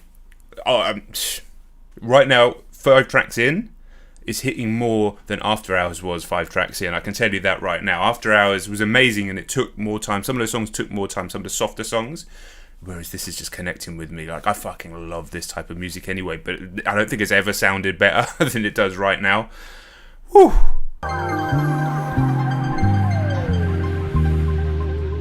Okay, maybe it feels like this is our time to breathe. That's it. I later had an evil stepmother who further cemented the idea that I didn't need a mother.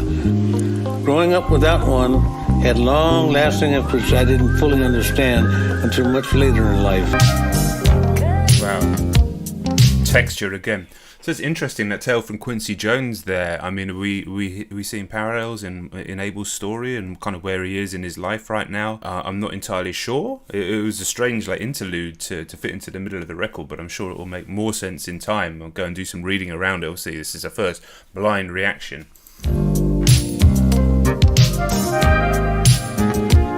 Okay, yeah.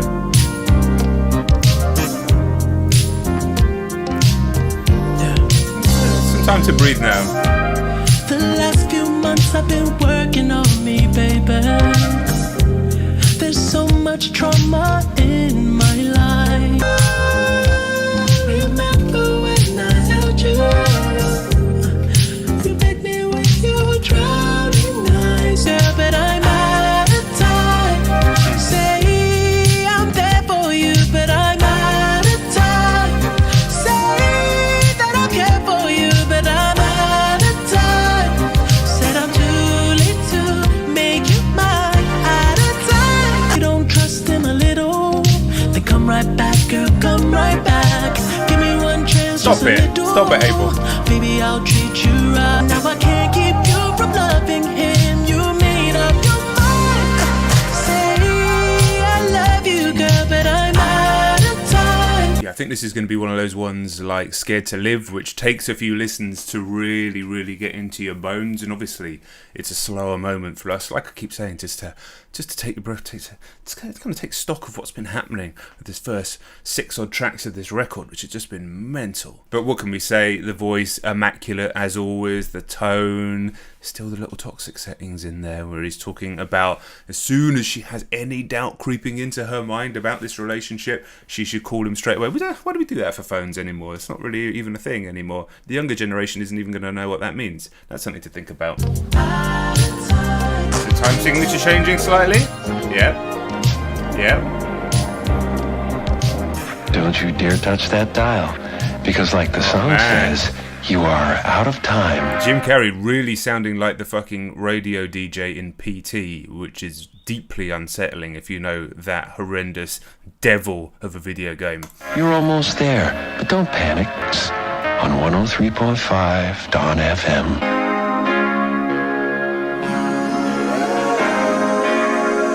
Okay. Strike a pose with my kinfolk. Front page of the billboard. Suit and tie, cigar smokes.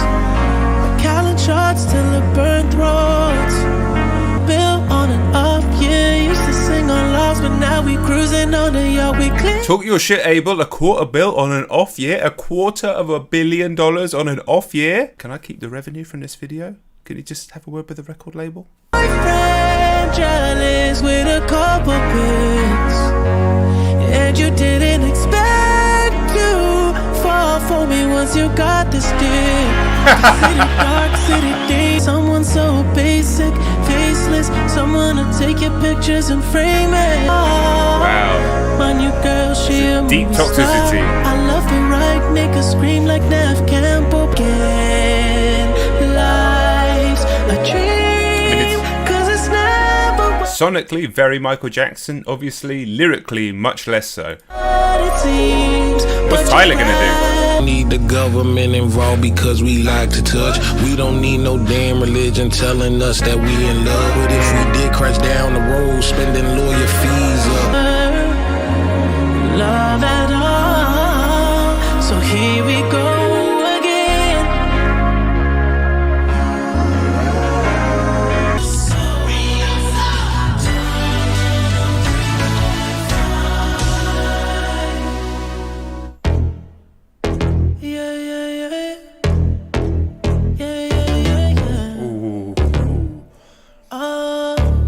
Okay, we're bringing this one back. Here we go again. First track on the album I'm not 100% sold on. Tyler's verse, not exactly a game changer. It also had me thinking, you know, the scene from the end of the first season of Stranger Things where they kind of go to the... It was not a prom, it's like a snow dance or something. I can't remember, forgive me. And that was the music and the vibe of it, but obviously Abel's bringing the toxicity. And then you've got this whole like overlapping, intertwining, weird like twisted radio station / cult / suicide pact / not, I don't know.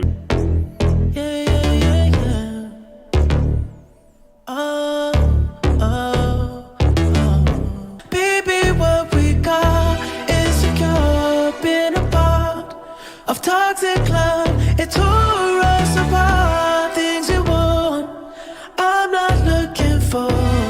You're my best friend now. You're my best friend now. Oh, I don't want to be responsible for your heart if we fall. Love it when we climb. Let's go. And I will never burn you. I can never hurt you. If we do it like that, don't try to take it further. Focus on the venture. Friends no more. Sex as friends no more. You don't wanna have sex as friends no more. I don't want to be responsible for your heart if we fall. Cause I'll get clumsy and tear it apart.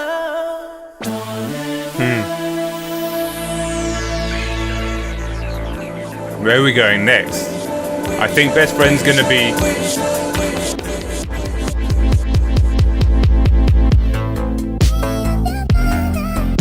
Oh, yeah, this is the bit that we heard in the trailer.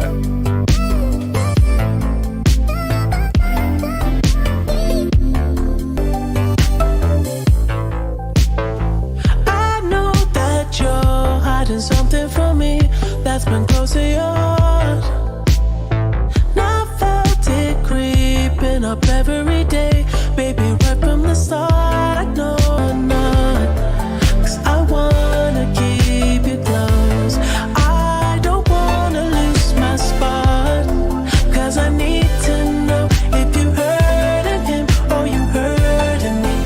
These two working as a duo, Best Friends, and then this song, like the sort of harder hitting, sort of slightly nastier, slightly sexier energy of Best Friends, and then the more fragile Here or Is There Someone Else, and just, yeah, the texture of both songs, they kind of like, they juxtapose a little bit.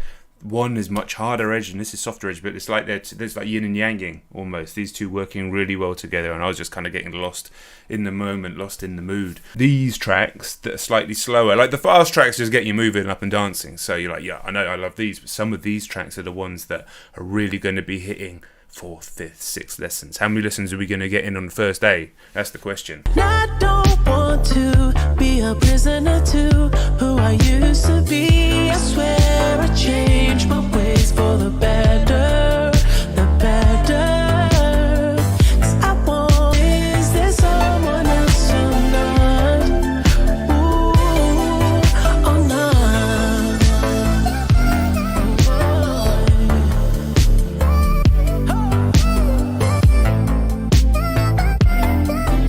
Love this pitched up sample.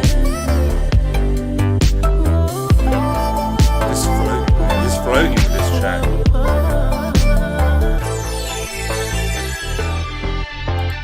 Okay, it feels like we're about to transition, so I'm going to bring it back a little bit. It's a special moment. This is a special moment, and like I said it earlier, man, it's an honour and a privilege just to be able to do this with you guys. The love that the EXO family has shown me since I started reacting to the Weeknd's music, sometime in 2019. It's only been that little time, but you guys have been so kind to me, and you know, the views on the videos have been insane. But it's just, you know, it's a real pleasure to be with you guys and sharing this moment once again with you, like I did with After Hours. And I hope you guys are feeling like I feel right now. Let's go. Let's go. You were there when I needed someone to call my girl. A shattered soul. My freedom from a shattered soul.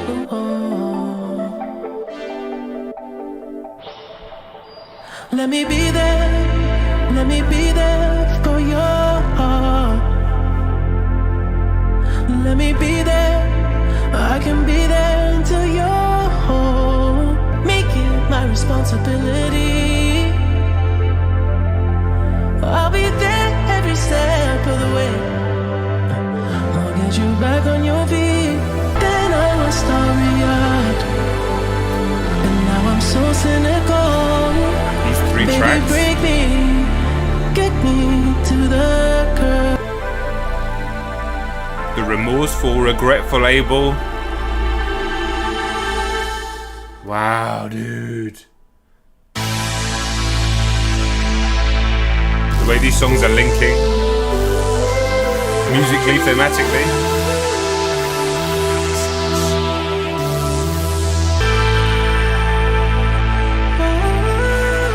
Did we hear this as well? I think we might have heard a bit of this. Is that Tears in the Rain? Okay. Who, if I cried out, would hear me among the angels' order?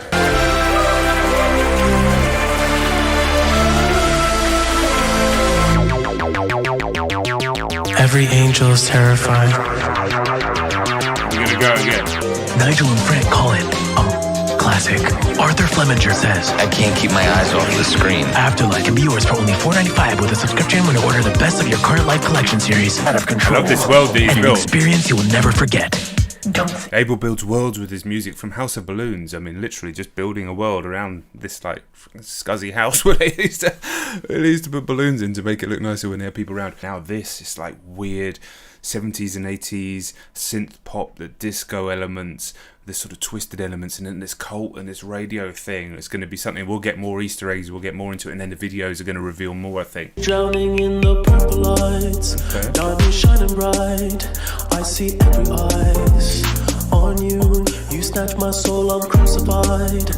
I feel paralyzed. I'm so mesmerized by you. Don't you break my heart. I don't know if I can take it anymore. Don't break my heart. I'm falling apart already. Don't you break my heart. We've got this reasonably straightforward song happening, which I think is going to be one that works better over time anyway. But what's going on here with the rest of the music, man? It's like we're being sort of pulled into this afterlife or whatever it is that we're being taken on this journey, this cult, this radio, who knows? But like, listen to it. The synths are just going off key and just like drifting off into like the top right corner of my brain. But don't you worry, just don't break my heart. Yeah. Don't let me down, please. Don't you break my heart.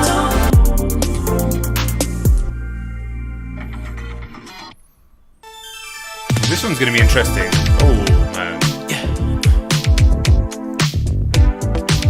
Lil Wayne on this one.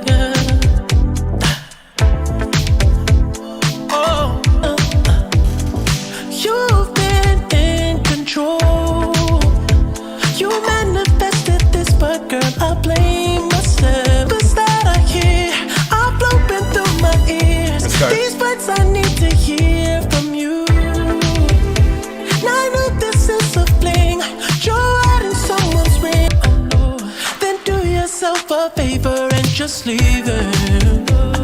Your number in my phone, I'm gon' delete it. Now I'm sure you have your issues and your reasons. But why you even with him if you cheated?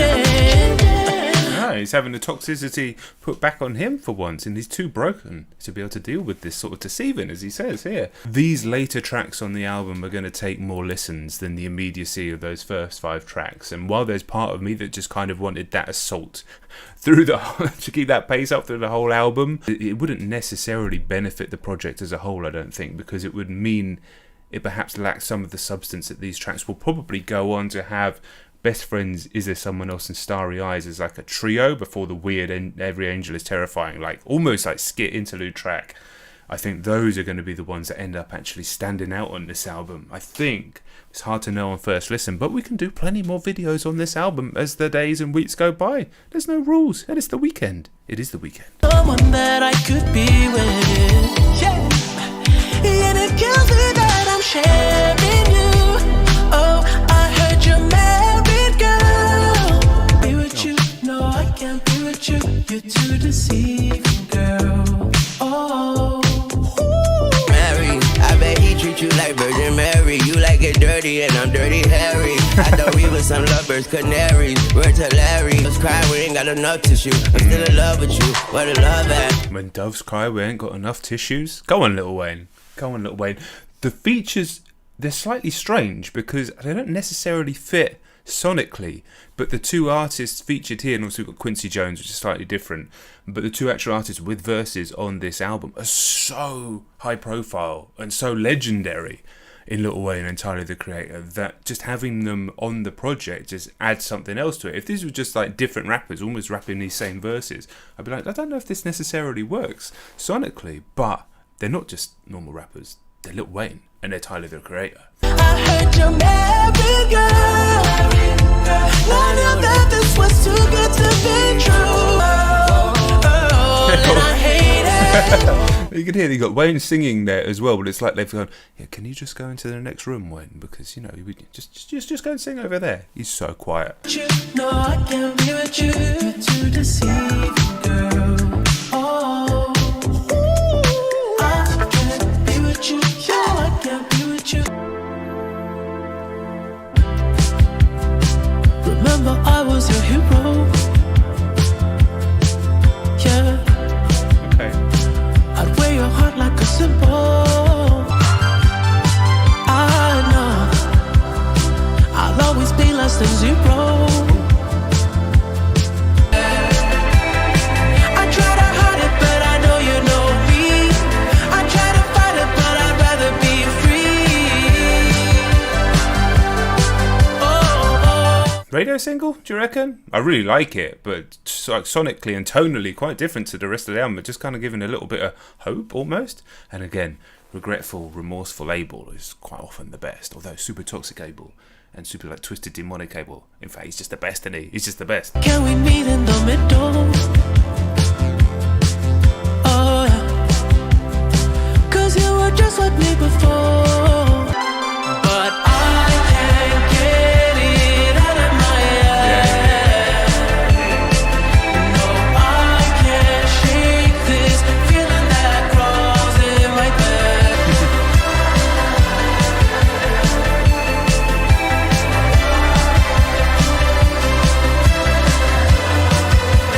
Less than zero. What a track this is. You tried your best with me, I know. Bit of a surprise, that one, but I loved it. Phantom regret. Is all that regret and remorse just false? Is the devil about to come back You're out? tuned to Dawn FM, the middle of nowhere on your dial. So sit back and unpack with the song Life Was Humming. You're the pains living on when your body's long gone and your phantom regret hasn't let it go yet. Oh, your phantom regret. Regret that you experience after you've died? Is that what that is? When the purple rain falls, Proper we're all cult leader. bathed in its grace. And dance till you find that divine boogaloo. In other words, you gotta be heaven to see heaven. Well, you could kind of go from that song into any of the Weeknd's music and it would sort of give it a different context. Wow, I mean, I'm really going to have to really think about this album. Look at the reaction. The first half just absolutely slapped.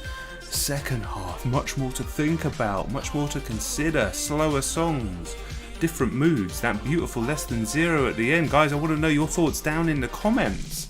As always, it's uncut if you want to watch it again on Patreon, and if you've made it this far and you've not subscribed to the channel, I would really love to see thousands of new subscribers coming from a video that I'm sure, hopefully is going to do crazy well on YouTube. Look out for follow-up videos. We're going to do more than one, definitely. Dawn FM, what a day, what a start to 2022. I told you 22 is my number, I've been saying it. Guys, thank you very much. I'm going to go and listen to the album again. I'll catch you all in a minute. Peace.